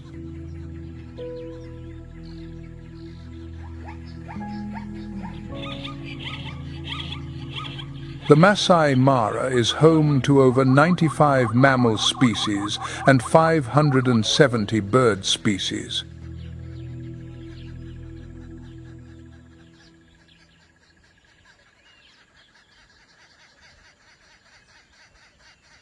The savanna grasses, shrubs, and the iconic acacia trees stand tall.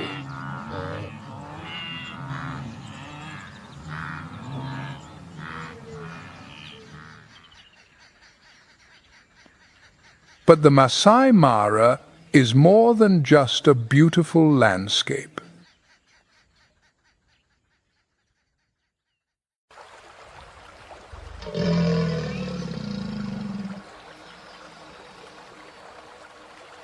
In this story, the Nile crocodile emerges as the undisputed ruler of the Mara's deeps.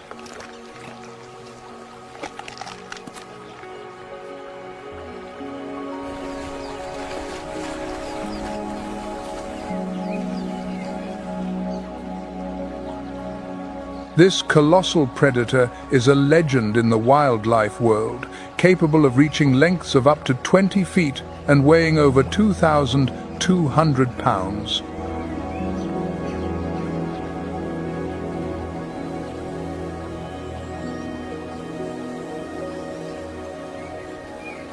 According to a 2024 IUCN report, the largest Nile crocodiles can grow up to 23 feet, making them the second largest reptile in the world.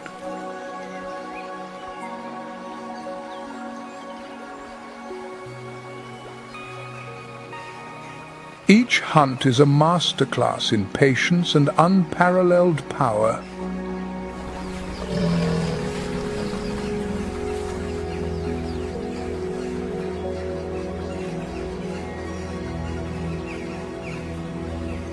Under the scorching Masai Mara sun, Nile crocodiles are often seen lying motionless along the riverbanks.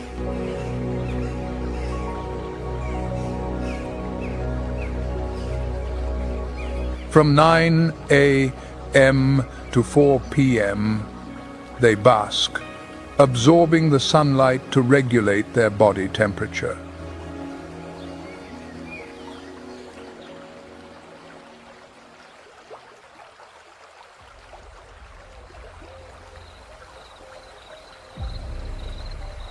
When the water temperature drops below 86 degrees Fahrenheit, these predators retreat to the land.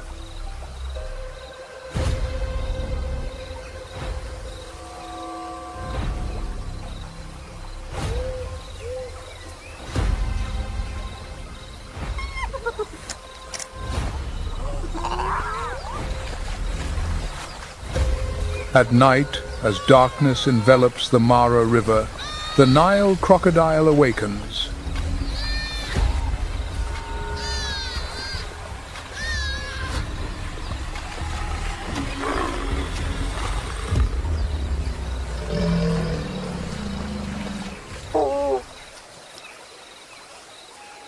Every muscle is tensed, ready to strike with the precision of a compressed spring.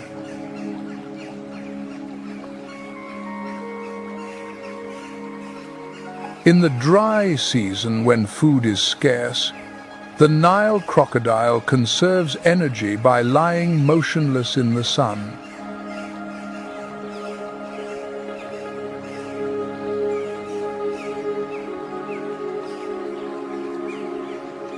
Its ability to store fat allows it to endure the harshest months, turning every meal into a crucial reserve for survival.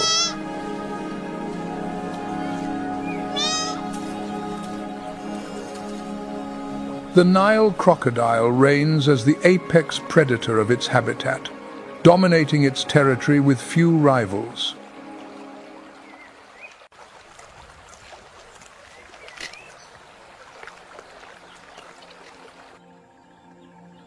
But can it truly challenge a Cape buffalo, a giant herbivore that can weigh nearly 2,000 pounds?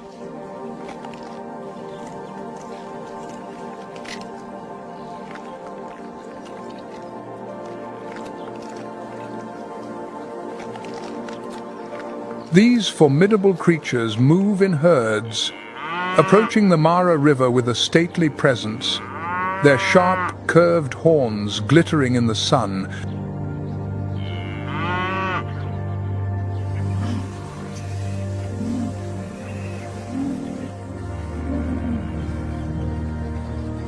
With a success rate of only about 15% when hunting buffalo, the crocodile faces a difficult challenge.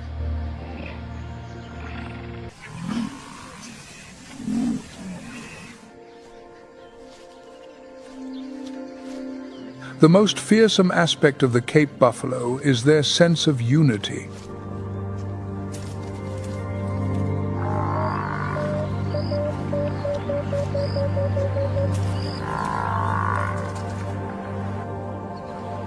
If one member of the herd is attacked, the entire group often turns back to counterattack.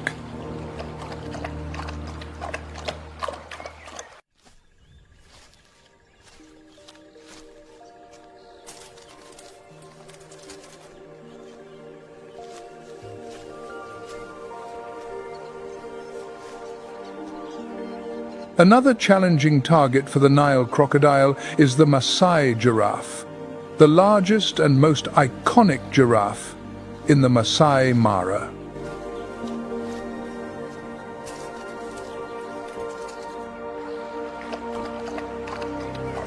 These giraffes are also the tallest in the world, reaching an average height of 18 to 20 feet.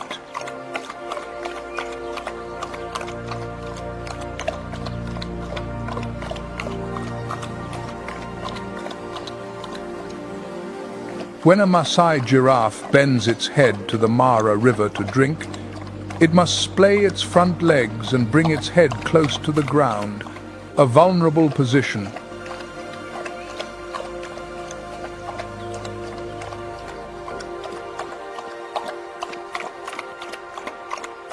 Therefore, Maasai giraffes are always vigilant, lowering their heads to drink for only short moments, often 15 to 30 seconds to minimize the risk.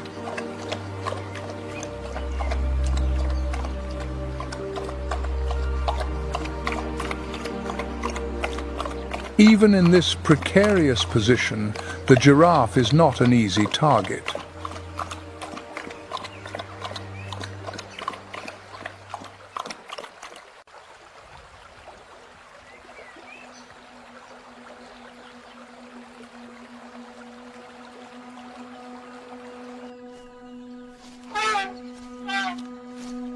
The Mara River, the lifeblood of the Masai Mara, is also home to one of Africa's most iconic giants, the African bush elephant.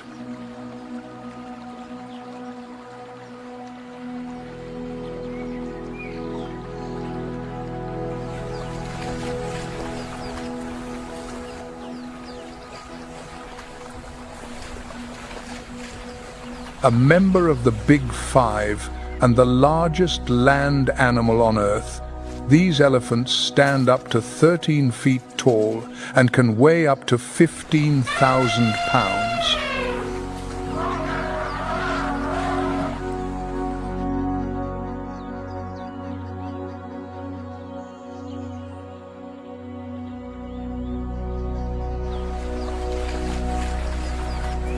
According to a 2023 study published in the Journal of Wildlife Ecology, these elephants can learn and remember migration routes and recognize individual herd members.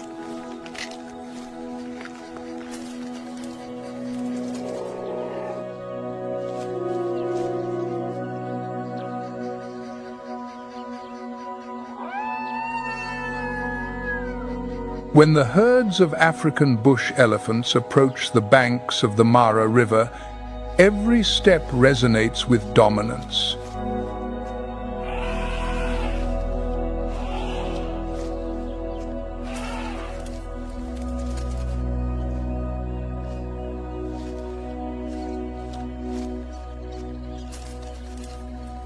These giants take over the shallows, where the Nile crocodiles have been waiting in hunger for months.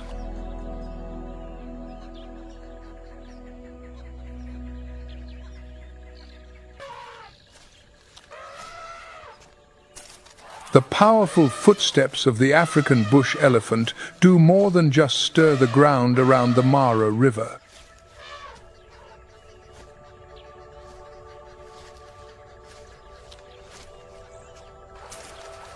They reshape the landscape itself.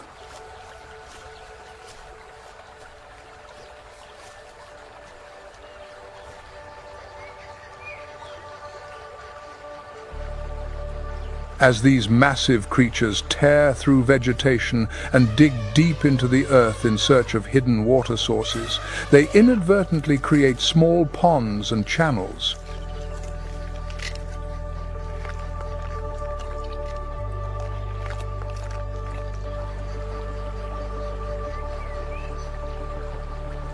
According to a 2024 study by the African Ecological Research Center, the water bodies created by elephants are ideal breeding grounds for Nile crocodiles.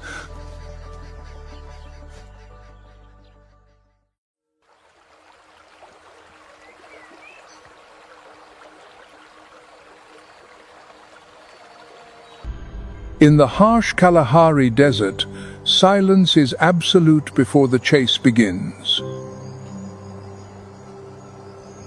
For the cheetah, time is the greatest adversary.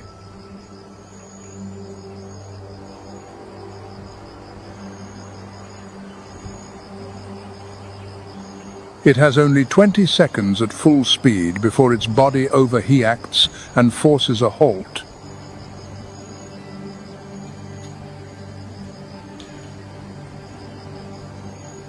But its prey, the oryx, is not easily subdued.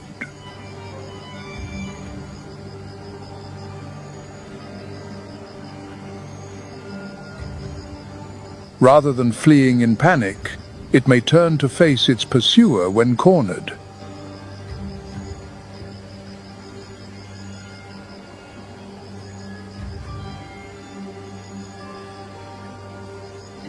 A special brain cooling system allows it to remain clear-headed under duress.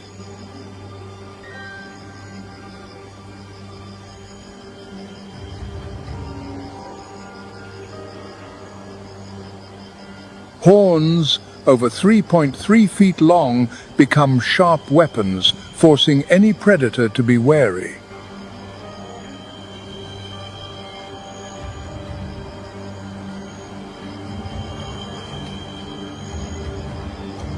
Against such an opponent, even a cheetah's speed is not always enough.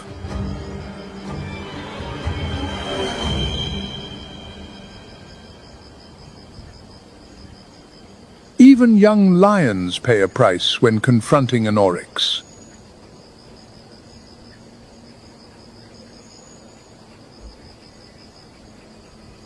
For them, it is not just a hunt, but a test of patience and experience.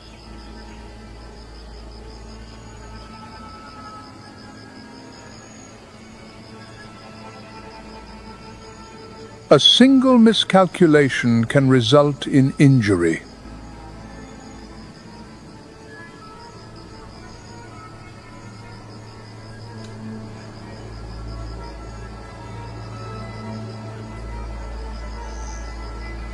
Those sharp horns form a formidable defense, enough to repel inexperienced predators.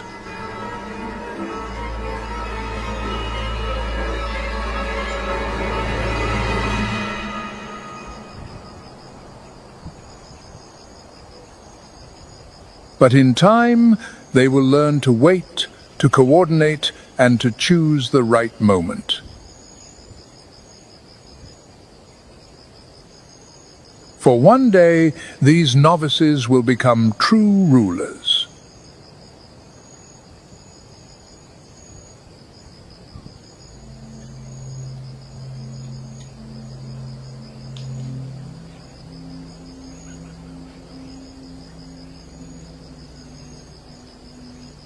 As the lion cubs survive their 5th month, their innate curiosity gives way to their first hunting lessons.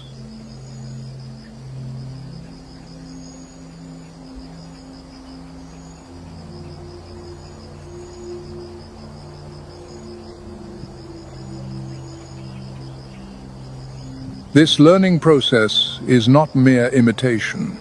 It is the inheritance of survival strategies from the previous generation, especially from the lioness.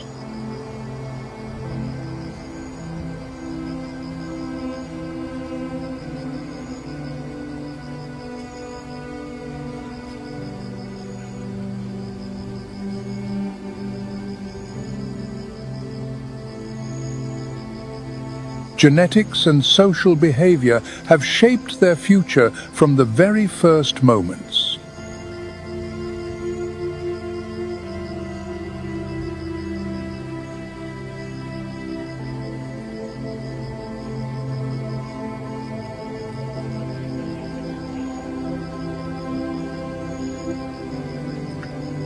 Biological studies show that young lionesses often join the pride's hunts early, learning coordination and tactical skills.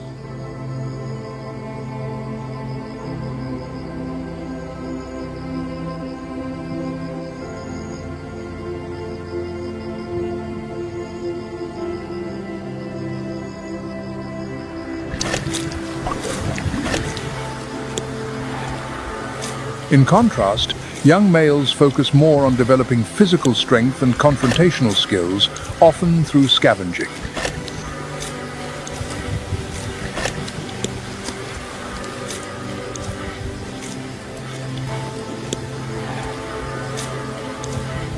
All are necessary preparations for the distinct roles and responsibilities they will assume as adults.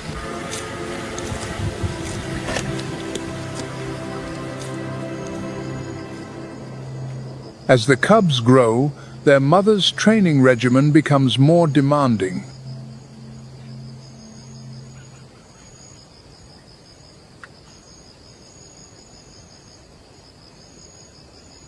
No longer are the targets easy. The lioness begins to stage true rehearsals, where the line between life and death becomes blurred.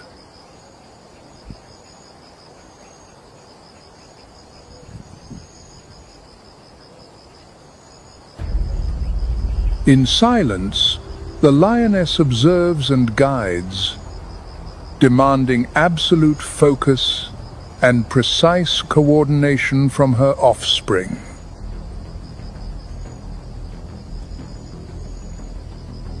Yet, the young are inherently impatient.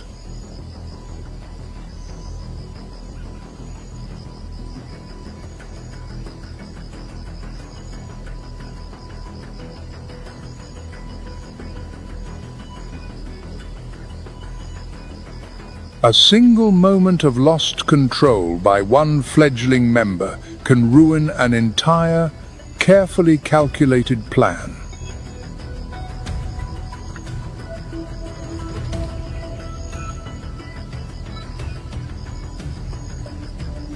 Science has shown that this trial and error process is crucial for the cubs to learn the exact timing and method of attack.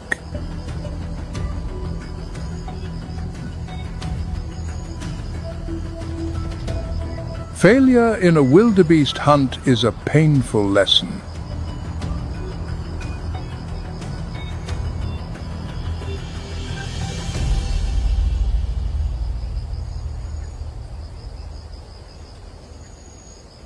It forces the young predators to recognize their limits and shift to more suitable targets.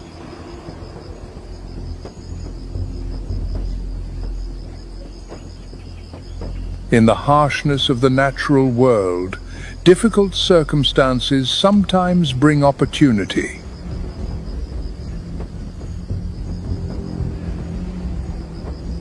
A desperate foal, separated from the herd, might become the next objective. The prey's suffering is the predator's chance for survival, a cruel but necessary law of nature.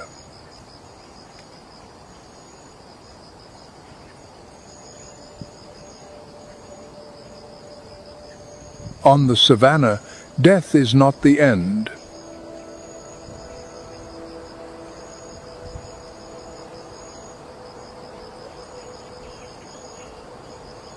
It is a beginning, the life force that nourishes another being.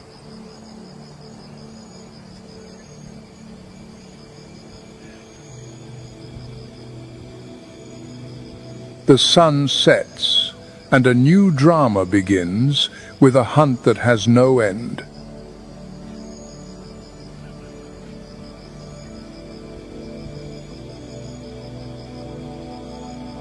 But even a prince must learn humility, especially when his opponent is a living legend.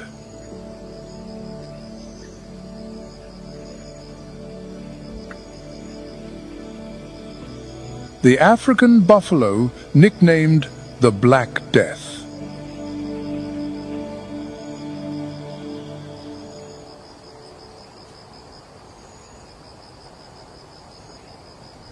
A ton of rippling muscle and horns fused into a solid shield, ready to crush any arrogance that dares to challenge it.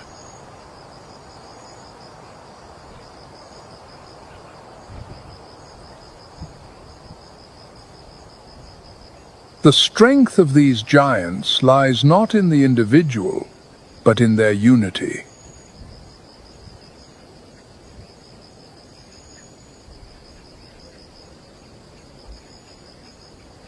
Protecting the herd is a sacred command.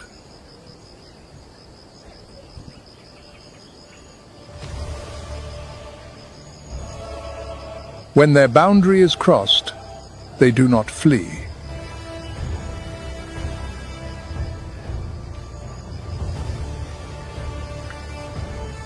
Instead, the entire herd masses together, forming a living wall, an impregnable fortress of muscle.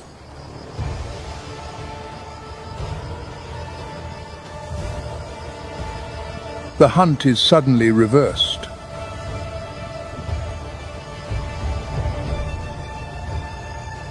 The hunter now becomes the hunted.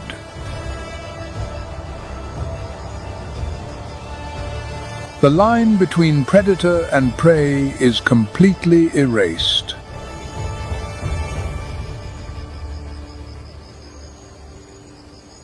And in this confrontation, no king accepts the shame of failure.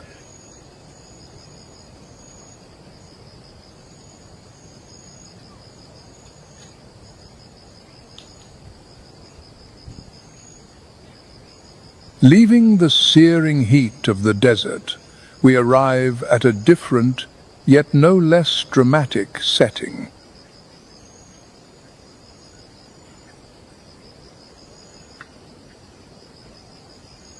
In the final days of Botswana's dry season, the dancers of destiny begin their performance once more.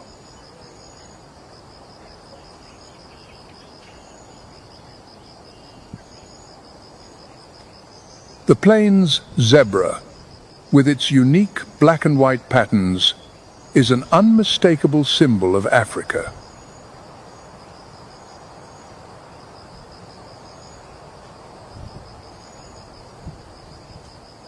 Each individual bears a distinct set of stripes, like nature's own fingerprint, never to be repeated.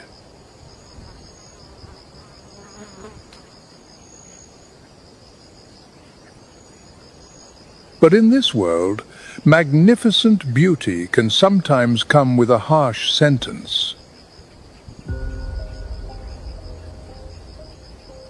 Hidden among the bushes, a pair of amber eyes watches with particular interest.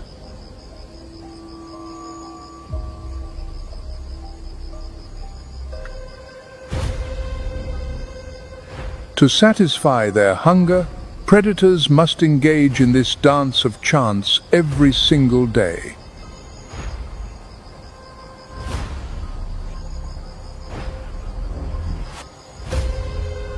The lioness prepares for this contest of wits with absolute silence.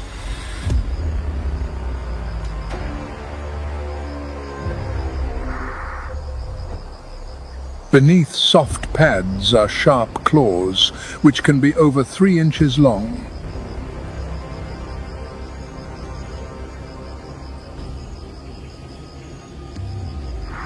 She knows her stamina allows for only a 330-foot burst of speed, so she does not rush.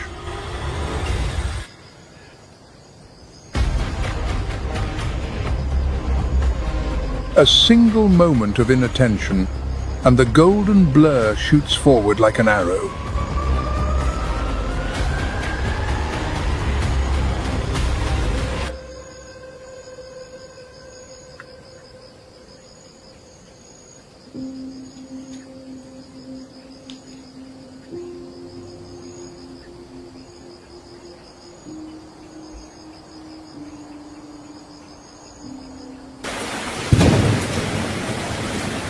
When the rains arrive, a paradise is woven from green pastures and the red traces of dominance. The majestic led stallion, weighing nearly 660 pounds, rules over his harem of 2 to 6 mares.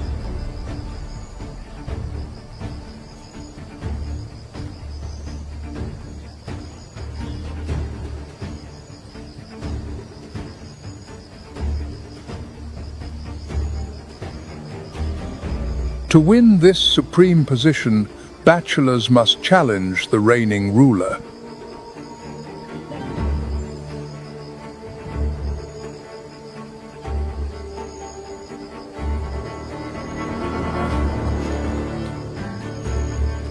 This is a ruthless crucible, one that determines a true king.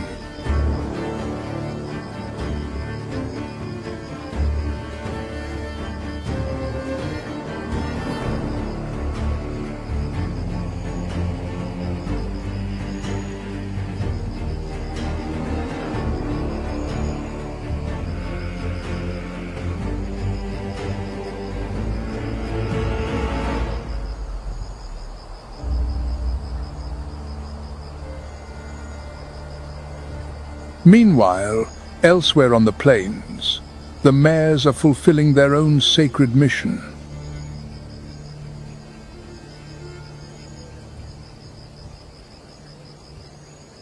The foals we see here were, in fact, born only a few hours ago.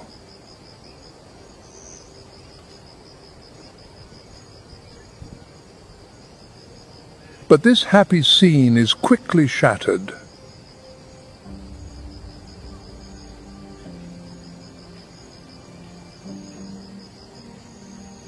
A storm of fury descends without warning.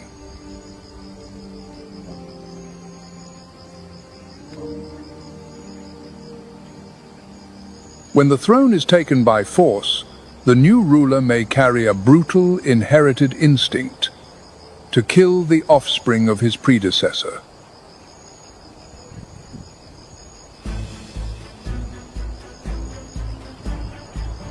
This behavior prompts the females, now freed from the burden of nursing, to return to estrus more quickly.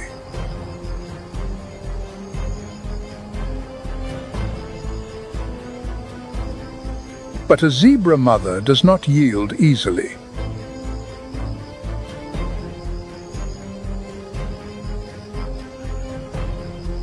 A heroic symphony resounds.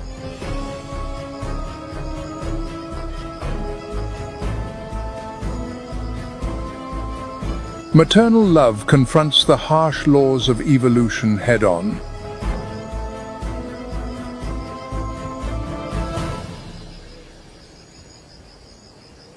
But not every mother's heart is strong enough to shield a fragile life from the cruelty of nature.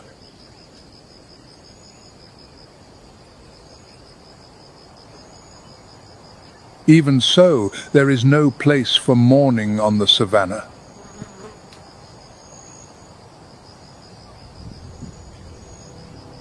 With the arrival of the rains, a new journey begins.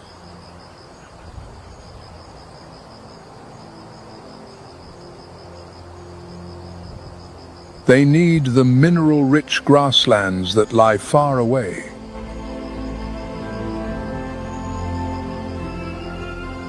An invisible map guides them along the routes of their ancestors.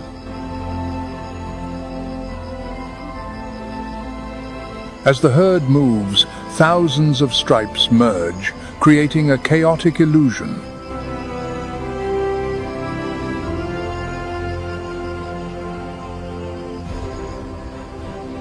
Life becomes a visual labyrinth that confounds predators.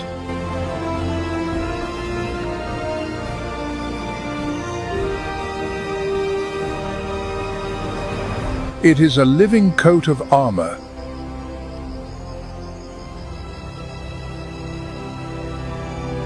Much like the Mara River during the Great Migration from the Serengeti to the Masai Mara, the Boteti River in Botswana presents a true test for this army. While the striped herds travel thousands of miles, another, quieter journey begins in the darkness of the dens.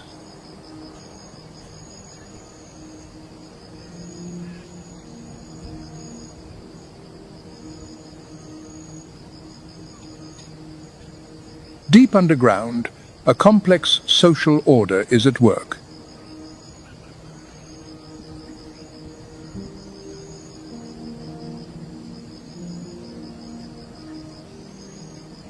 This is the world of the spotted hyena, a society dominated by females.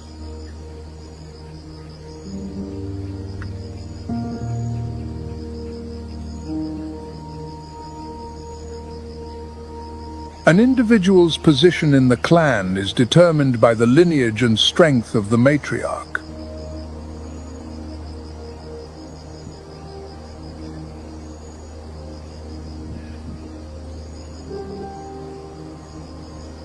Unlike many other predators, hyena cubs are not born helpless or blind.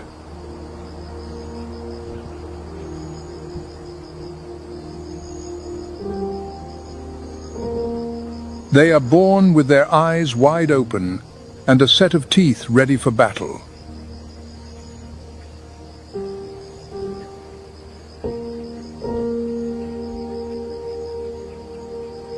And their first fight is, sometimes, with their own siblings.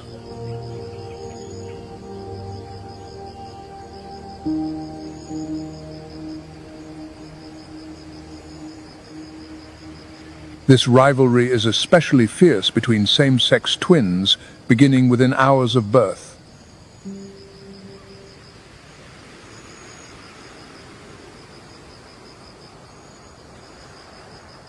The prize is not only precious mother's milk, but the establishment of a lifelong dominance.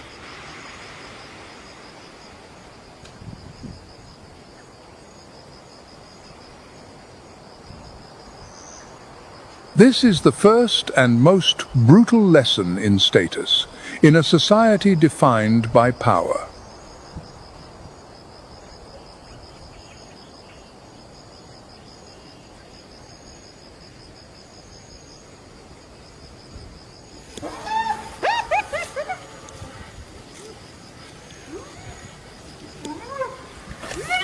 The spotted hyena is one of the most brutal and effective predators on the African savanna.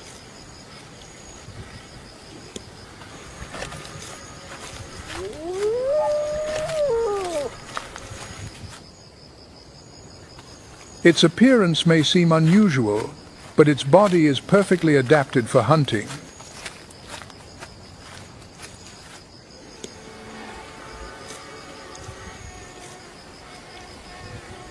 Low, powerful, weighing from 100 to over 176 pounds.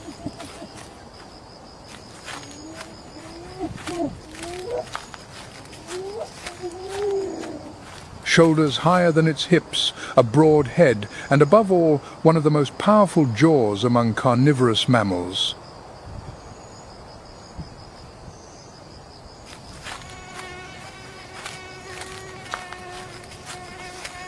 With a yellow coat spotted with dark patches and a muscular neck that helps it tear flesh, carry prey, and even confront other predators, the hyena is an efficient machine.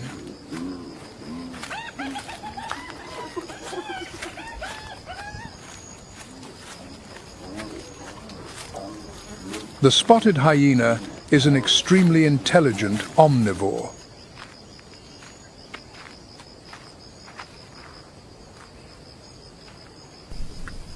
Its diet varies with the seasons and opportunities.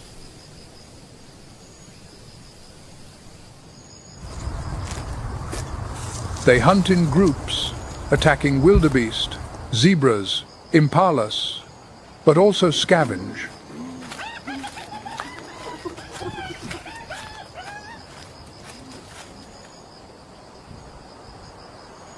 A clan can be up to 80 individuals led by an alpha female, a rare phenomenon among mammals.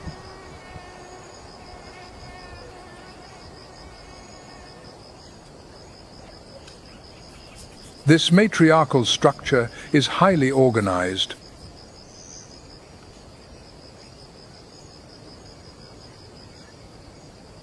When the rainy season ends, a great change occurs.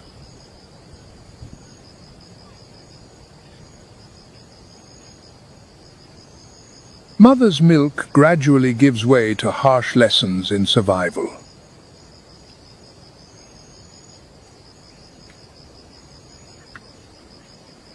The true hunting instinct awakens.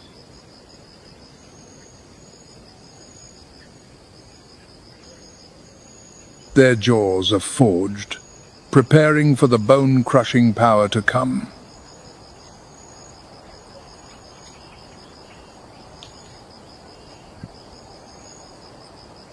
Defying old prejudices, spotted hyenas are active and efficient predators, with over 60% of their diet coming from their own hunts.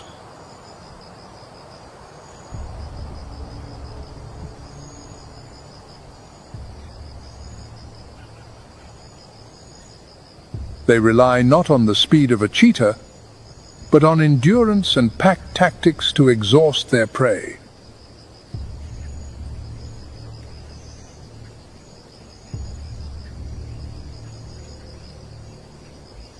confidence, and sometimes recklessness has pushed them to an unthinkable challenge, confronting the giants of the savannah.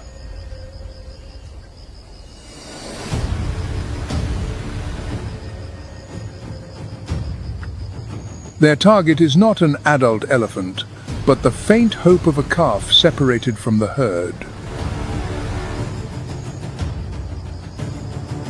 But it is a miscalculation.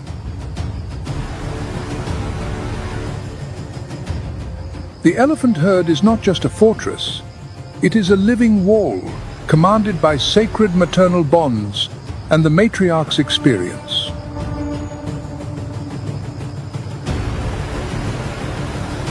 A few exploratory steps from the hyenas are immediately met with a warning that cannot be ignored.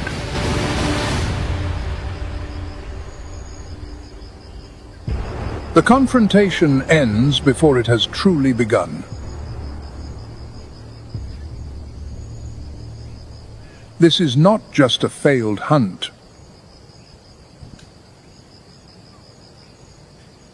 It is a costly lesson in the order of nature, about the boundaries of power that must never be crossed.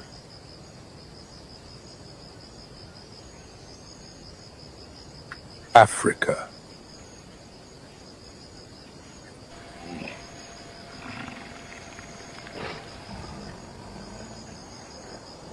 The land of giants.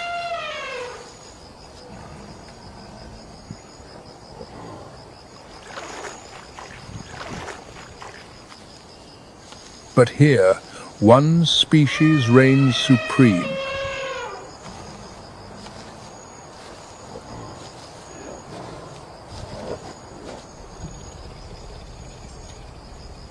The lion, the second largest cat on the planet, surpassed only by the tiger.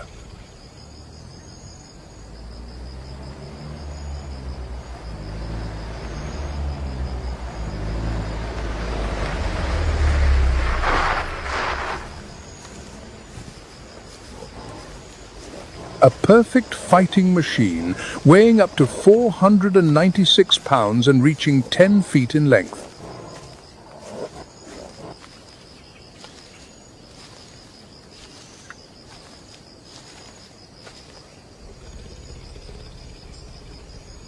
This colossal size, combined with a rippling muscular system, not only helps them dominate the grasslands,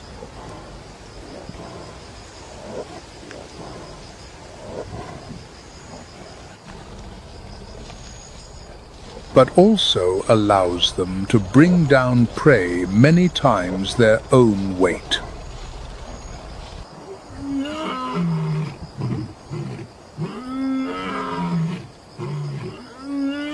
But their true weapon is sound.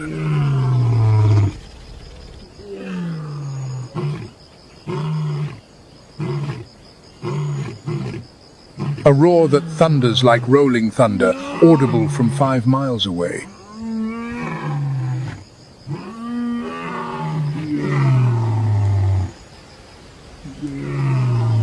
A skill perfected by the time they are 1 year old, a defiant declaration of territory and a connection between pride members.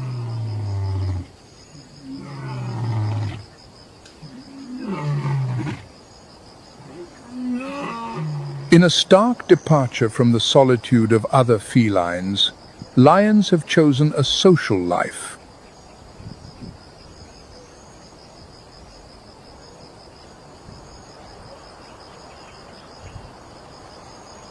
A pride can have from 3 to 40 members, where related females raise the future generation together.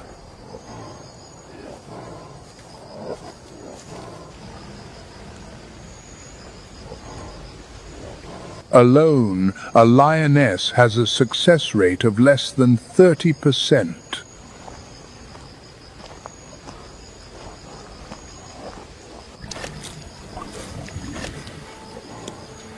But when they cooperate, they become an unstoppable force, bringing down colossal prey to ensure each member can consume up to 20 pounds of meat per day.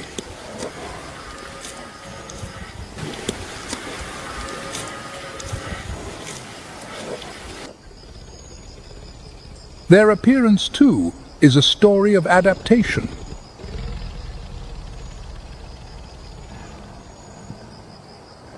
In the Serengeti, a thick mane is a measure of health and fighting prowess.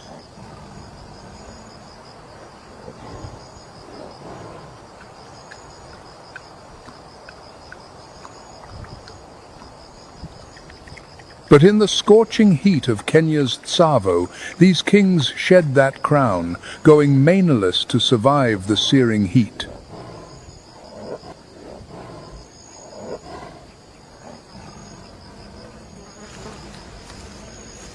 Once dominant across continents, their kingdom is now shrinking.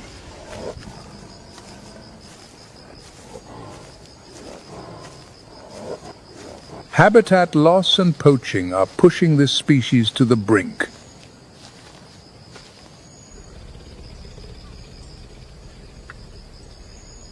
Only 20,000 remain in Africa, and a mere 500 inches India.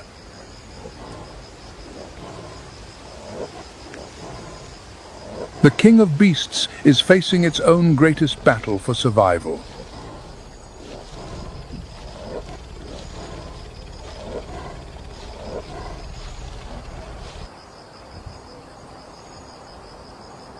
The symphony of life and death in the Serengeti is one of its most majestic spectacles.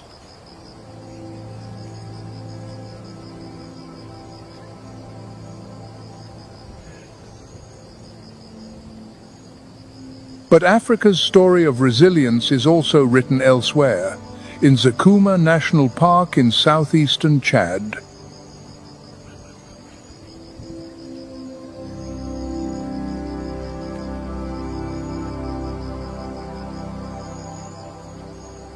The park lies in the Sudan-Sahel Transition Ecozone, a region representing the convergence of the Sahara's edge and the Central African rainforests.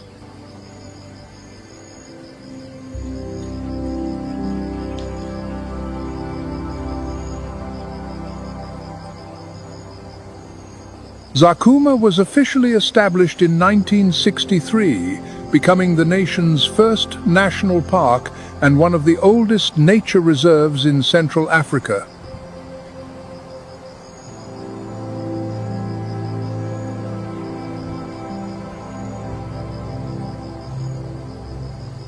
Today, Zakuma is home to over 130 mammal species, including the Big Five after black rhinos were reintroduced in 2018.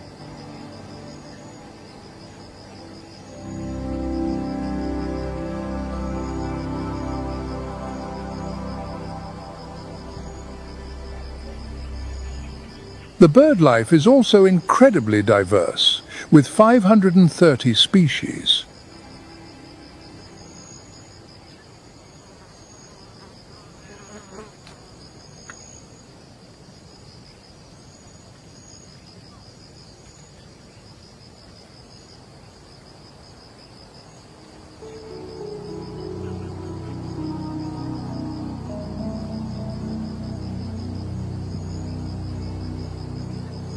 The Kordofan giraffe, the tallest land animal, faces a true challenge to survive the dry season.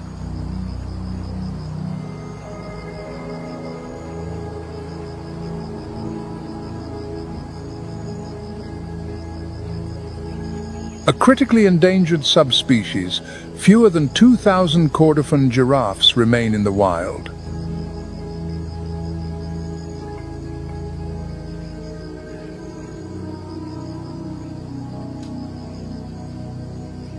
Over half of them live in the central region of Zakuma.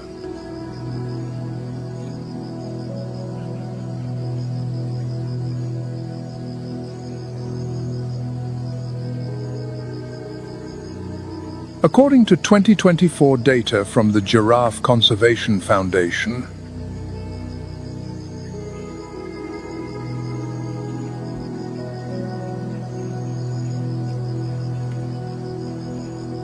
Compared to other subspecies, the Kordofan giraffe is considerably smaller, with an average height of 15 to 18 feet.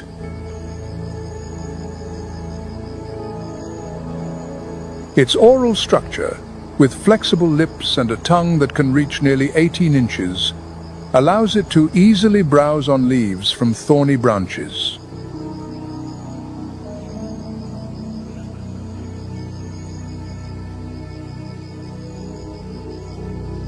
This is a remarkable biological advantage, reducing direct competition with other herbivores.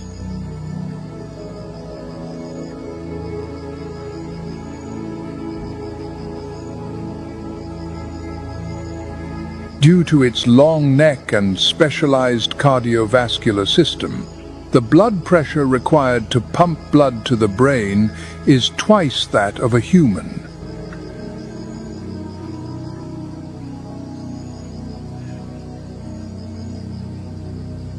The act of bending down to drink during the dry season, when water sources are just small pools, carries the risk of a sudden drop in blood pressure and a serious loss of balance.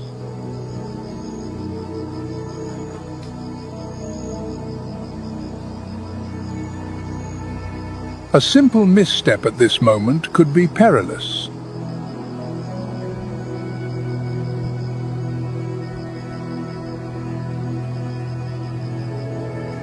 To adapt, the Kordofan giraffe minimizes the time it keeps its head low and often moves in the early morning when temperatures are more tolerable.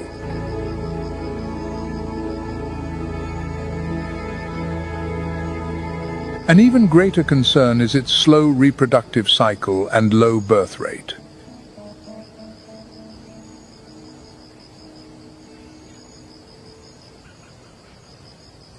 Each female gives birth to a single calf after a gestation period of up to 15 months.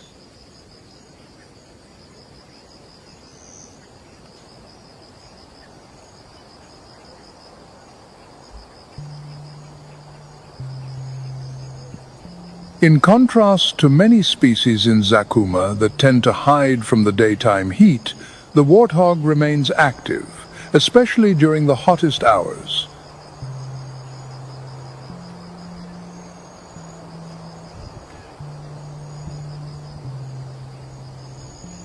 It spends 60 to 70% of its day foraging.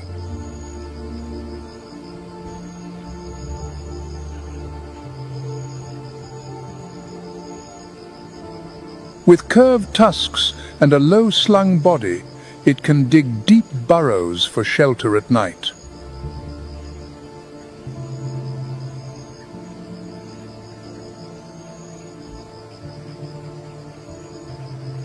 When green pastures are nearly gone, the warthog kneels to eat, a behavior that conserves energy and makes it easier to find roots.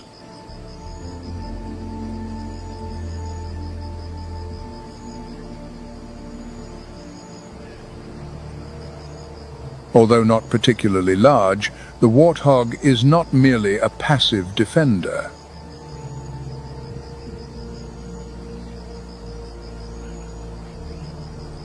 Adults can charge threats with their sharp tusks.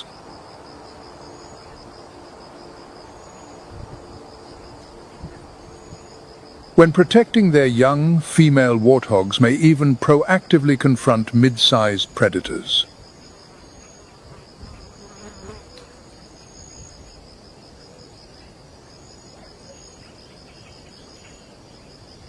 As the warthog retreats to its burrow after a day's activity, the king of the savanna appears.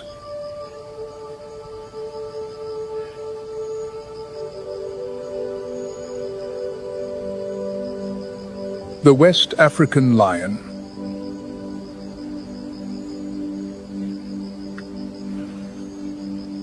The arid savanna of Zakuma is not an easy place to live.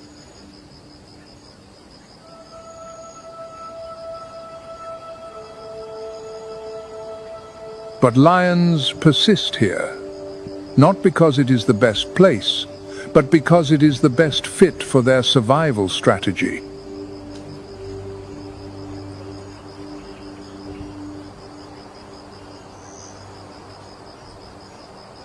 Lions in Zakuma are smaller than their eastern and southern African counterparts, with males averaging between 265 and 330 pounds.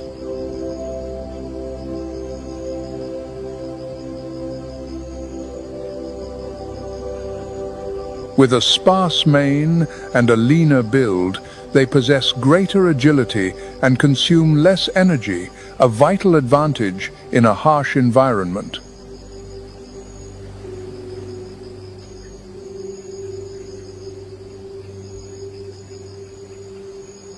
They hunt primarily at night and dawn, according to GPS tracking data installed in early 2025.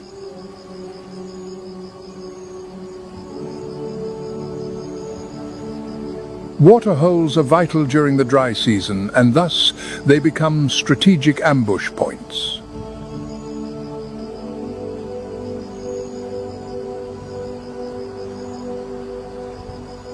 In Zakuma, lion prides are often small, with just 3 to 6 individuals.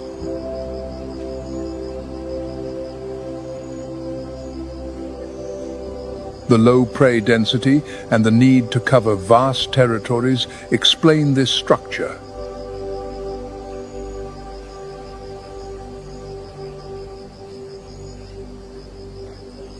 The lionesses are the center of the hunting activity, while the males are responsible for protecting the pride.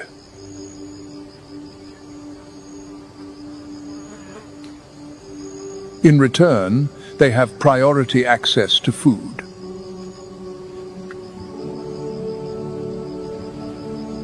This is a rule that maintains order and security within the pride.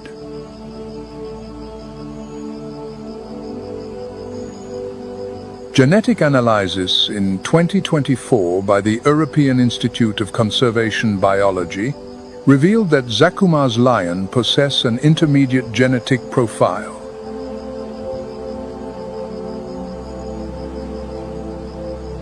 This demonstrates their essential role in connecting the remaining genetic corridors of the subspecies Panthera leo.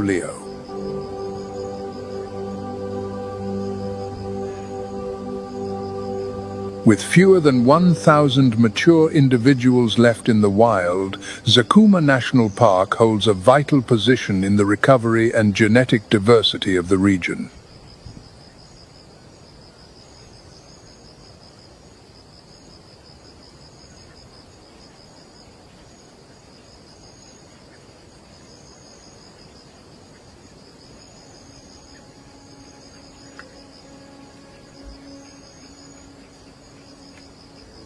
The African white-backed vulture.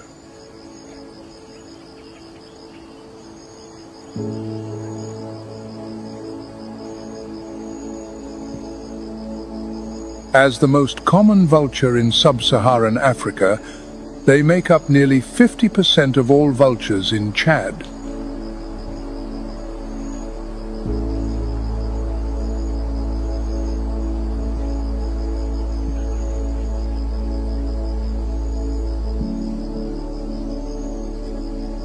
According to a 2024 biological survey in Zakuma, with a wingspan of up to 7.5 feet and extremely sharp vision, it can spot a carcass from a distance of 2.5 to 3 miles.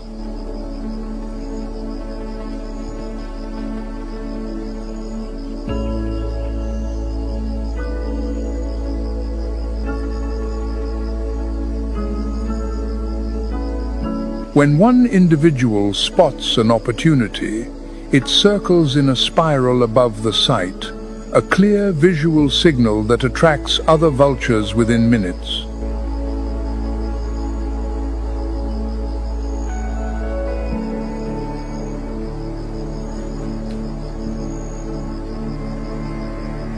During the dry season, when carcasses are more common, this species' role is amplified.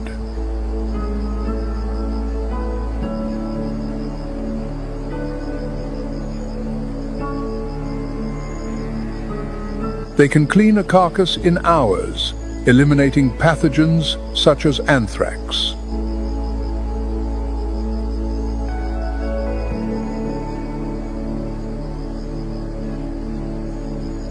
According to a 2025 report by African Parks, the presence of these vultures has reduced the risk of disease transmission from large animal carcasses by up to 85%.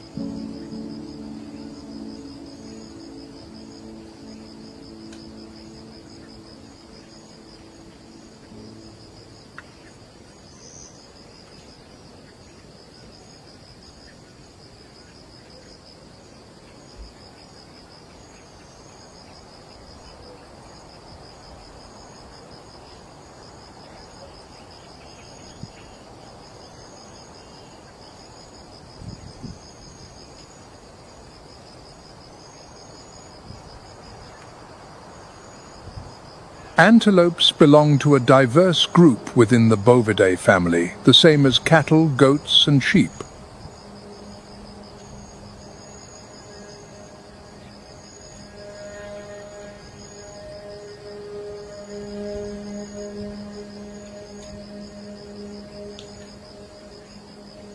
One of their main characteristics is a body adapted for running and agility.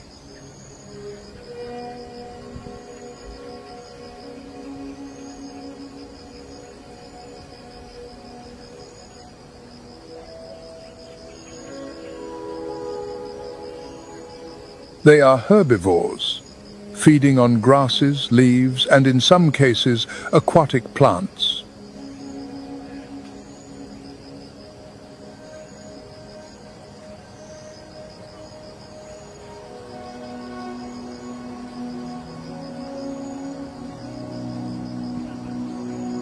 Another trademark is their pair of permanent horns, unlike deer, which shed their antlers annually.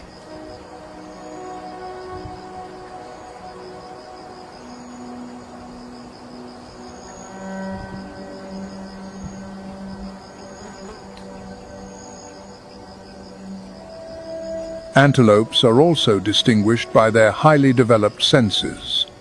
Wide vision, acute hearing.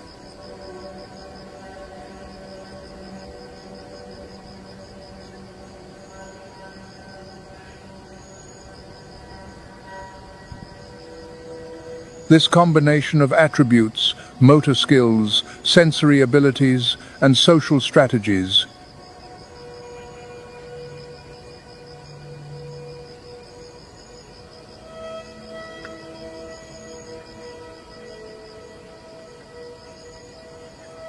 This humid paradise is home to an impressive diversity of species.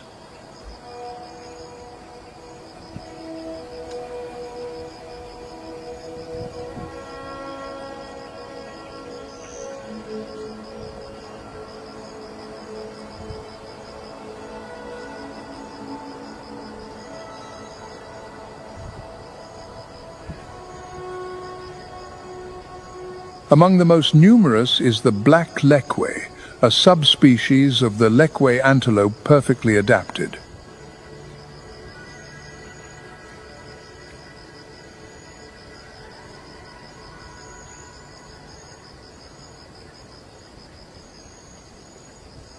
These antelopes live in large herds that can number in the hundreds, forming one of the most notable presences.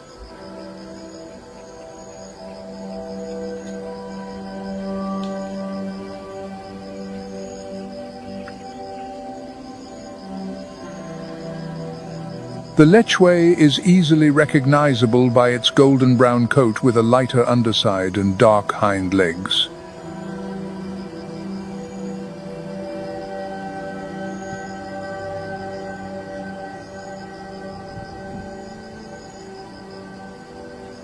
But most impressive is its adaptation to the flooded environment.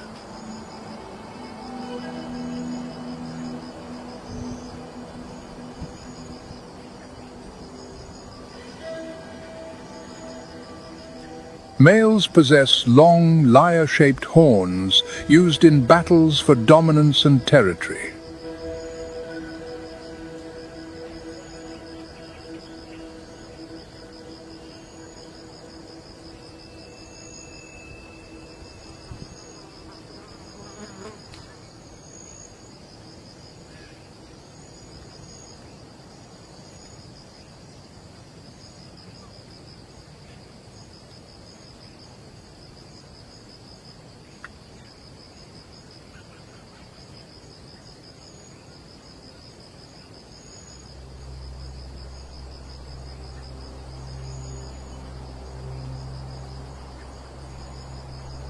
Amid the bustling life of the delta, there is a ghost, the Sitatunga.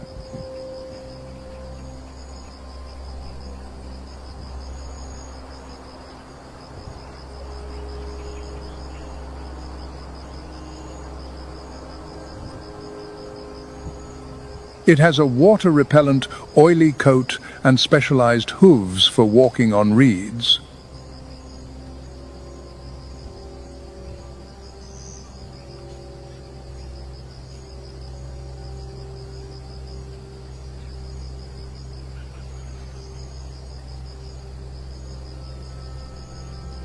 When in danger, it does not flee.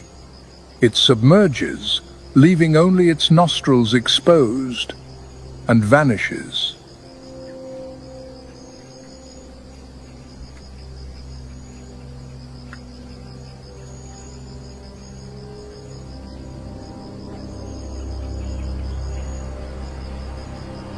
Among the winding channels and mopane forests is one of the most elegant and numerous animals.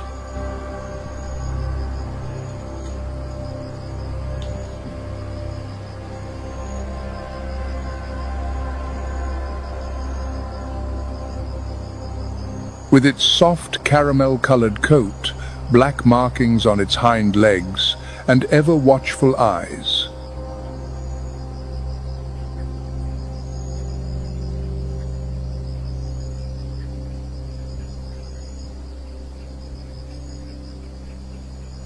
They do not just see danger, they practically feel it.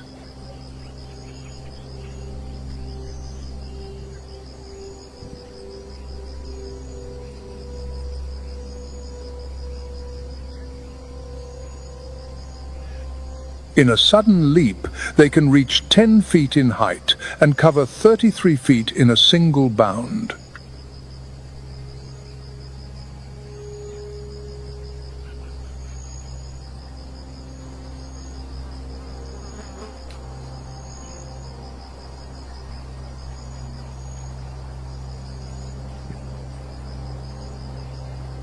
During the mating season, males fight for territory with impressive displays of strength.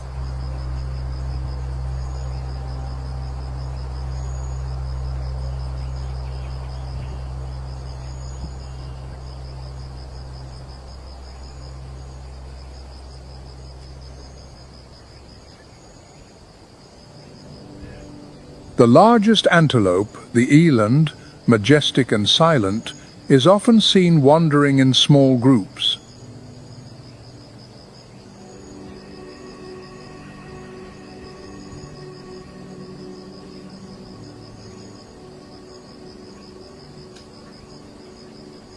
Although not the most numerous, its imposing presence makes it unmistakable.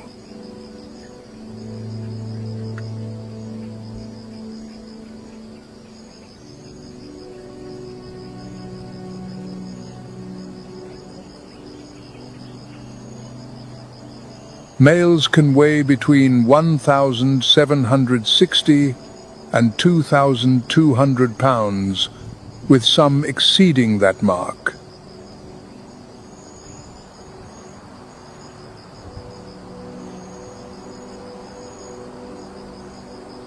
Despite its enormous size, the eland is a surprisingly agile animal.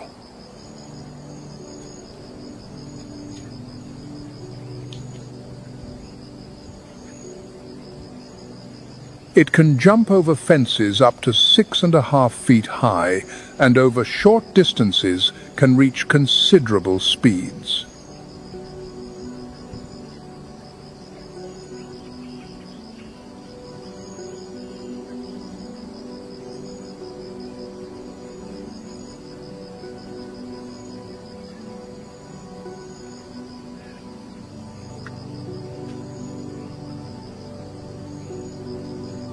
The greater kudu is slightly smaller than the eland, but equally striking in size and unique features.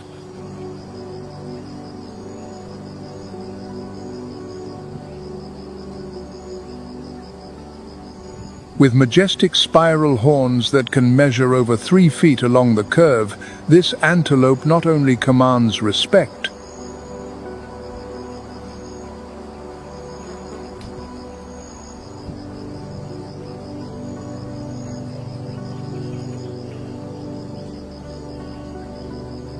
an adult male can stand up to 5 feet 3 inches at the shoulder and weigh between 420 and 595 pounds.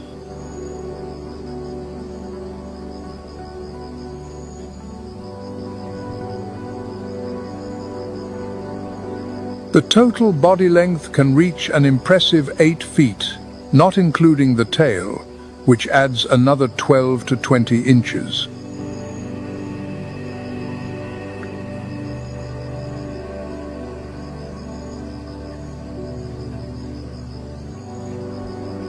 On its back, vertical white stripes run like brushstrokes painted by some ancestral artist.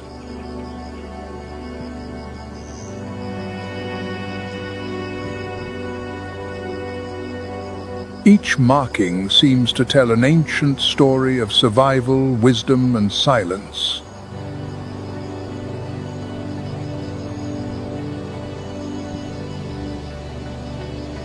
The kudu moves with a surprising lightness for such a robust animal.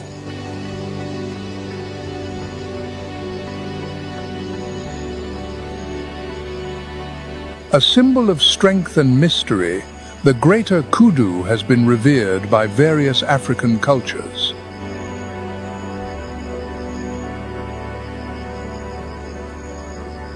Its presence inspires respect not only in its natural predators but also in people.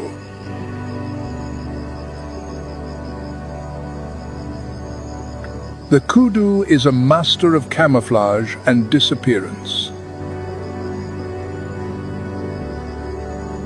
It is this duality between its majestic presence and its absolute silence that makes it an almost mystical figure.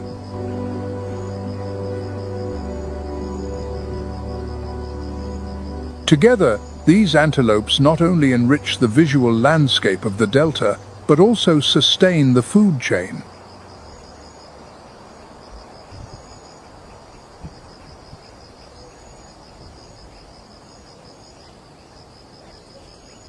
The world operates under a relentless law.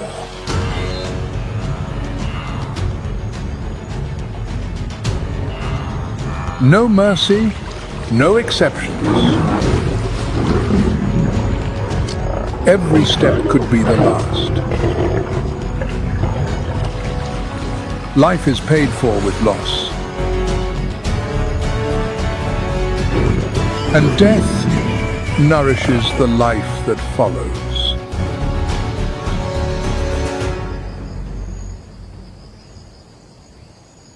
Africa, under a searing heat, is a kingdom with no place for the weak.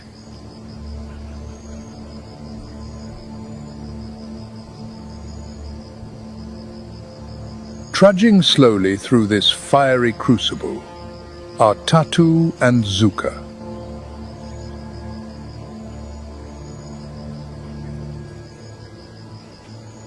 Exiled by their own father to obey the laws of natural selection, the two brothers have just entered a nomadic existence of life and death.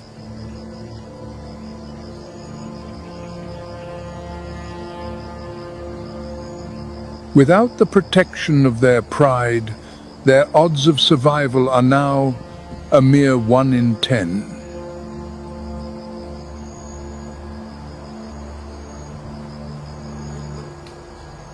The only thing anchoring them to the threshold of life is this bond of blood.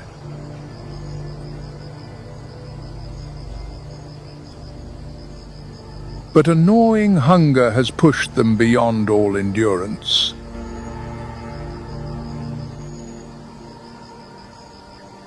Risking everything, Tatu targets a herd of impala sheltering in the distance.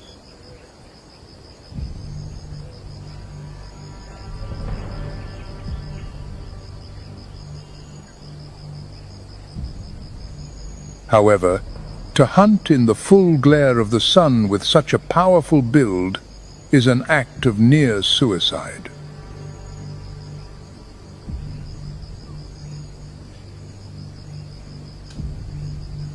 Under the violent sun, the most vigilant eyes of the savannah have already locked onto them.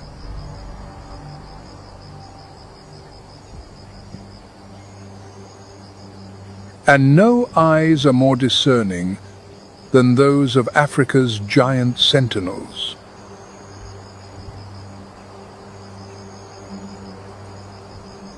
The giraffe.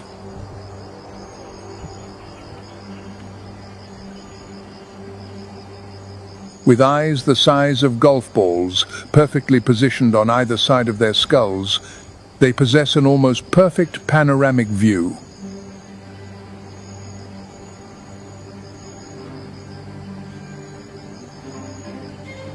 From a height of over 16 feet, towering over the plains, not a single blade of grass can stir without their notice.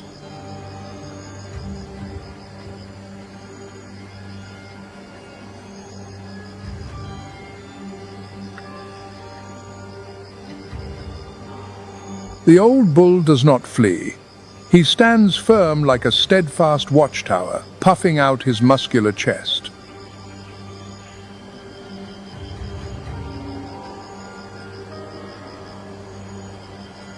Though human ears cannot detect it, the giraffe is emitting infrasonic waves, deep vibrations that travel through the thick air.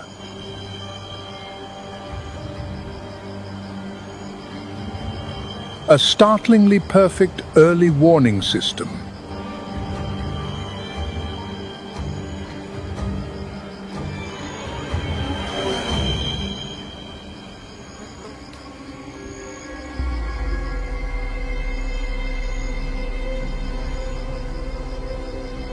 In an instant, the impala herd vanishes into a hazy cloud of dust. Tatu's ambush has failed completely before it could even begin.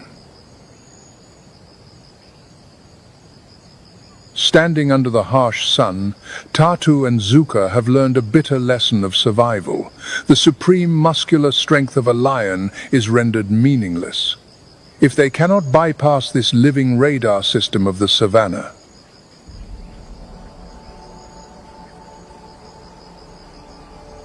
As the midday heat nears its peak, a need more primal and urgent than hunger begins to stir.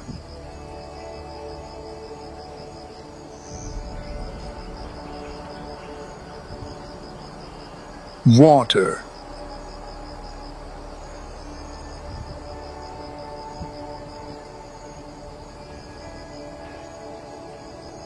In Africa, water is not just the source of life. It is the boundary that defines ultimate power.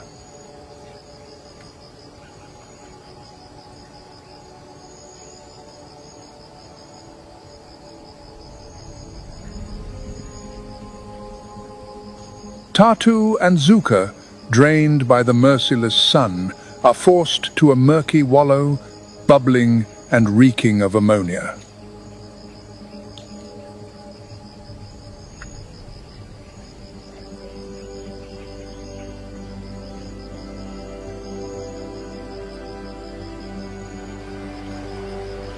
But in this arid land, no drop of water is free.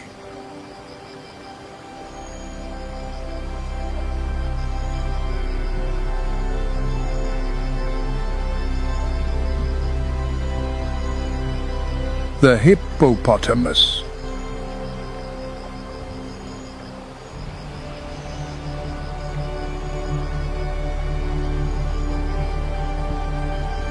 Though they possess a special skin that secretes a blood-red mucus as a natural sunblock, they must remain submerged to regulate their body temperature.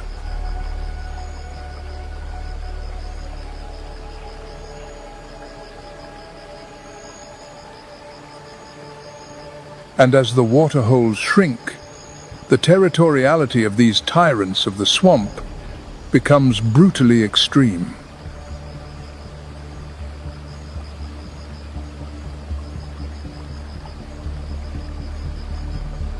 An enormous bull, weighing over 3 tons, suddenly surfaces from the turbid water.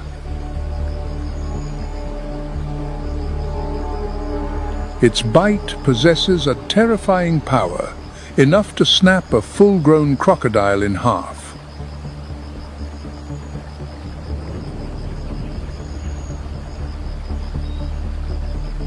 For young lions like Tatu and Zuka, such a bite would be an irreversible death sentence.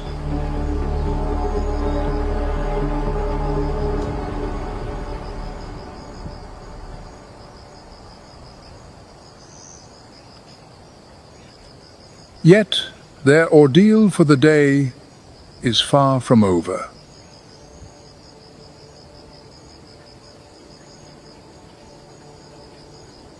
The ground beneath them begins to tremble rhythmically, heralding the arrival of giant phantoms emerging from the red dust.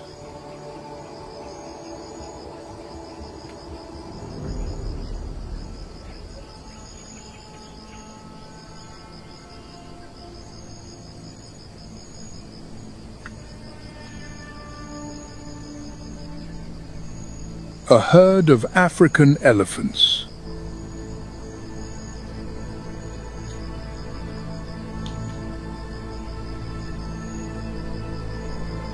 Leading them is a veteran matriarch, the holder of the wisdom and absolute authority of an entire family.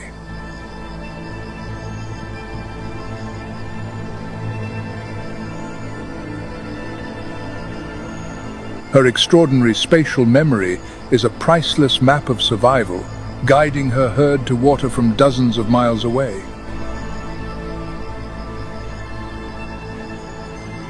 She flares her enormous ears in a threat display, lets out a deafening trumpet, and kicks up clouds of dust.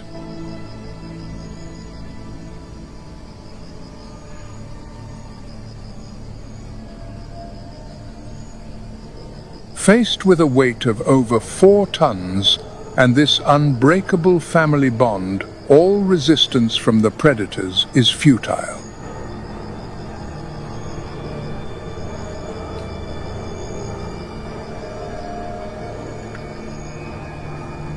Tatu and Zuka must once again retreat, sullenly surrendering the quiet shade to these magnificent beings.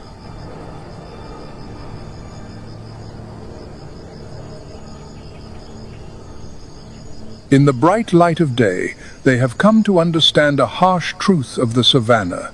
Before the true giants of nature, even apex predators must learn to bow in deference.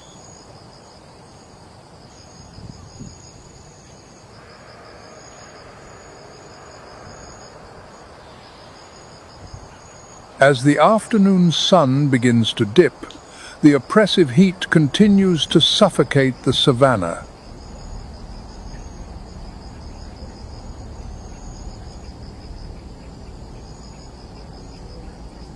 Most creatures have settled into a state of rest, seeking scarce relief beneath the sparse acacia trees.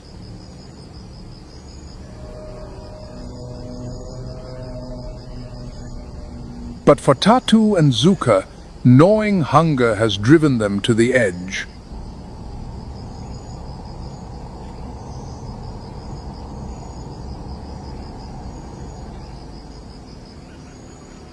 Without the velvet cloak of darkness for cover, the magnificent coats and powerful frames of male lions suddenly become a critical weakness.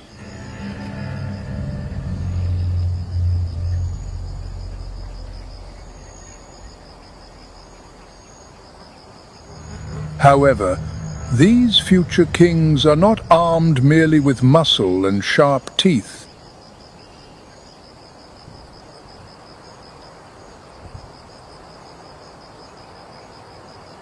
They possess a superb spatial intelligence and a phenomenal ability to adapt to adversity.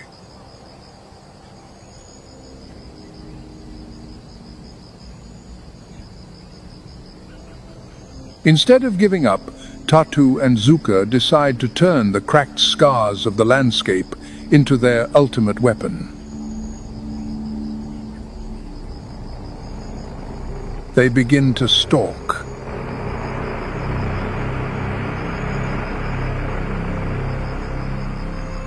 Moving carefully against the wind, the two brothers use this invisible trench to silently close the distance.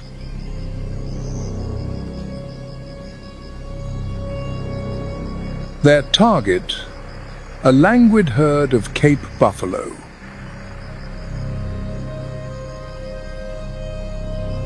An incredible silent coordination unfolds. Zuka suddenly bursts forward, startling the herd and driving them in a panic toward the edge of a ravine.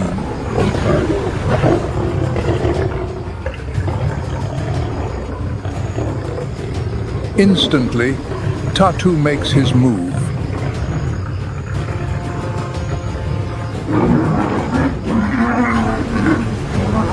He latches onto an unlucky young buffalo that has stumbled and lost its footing.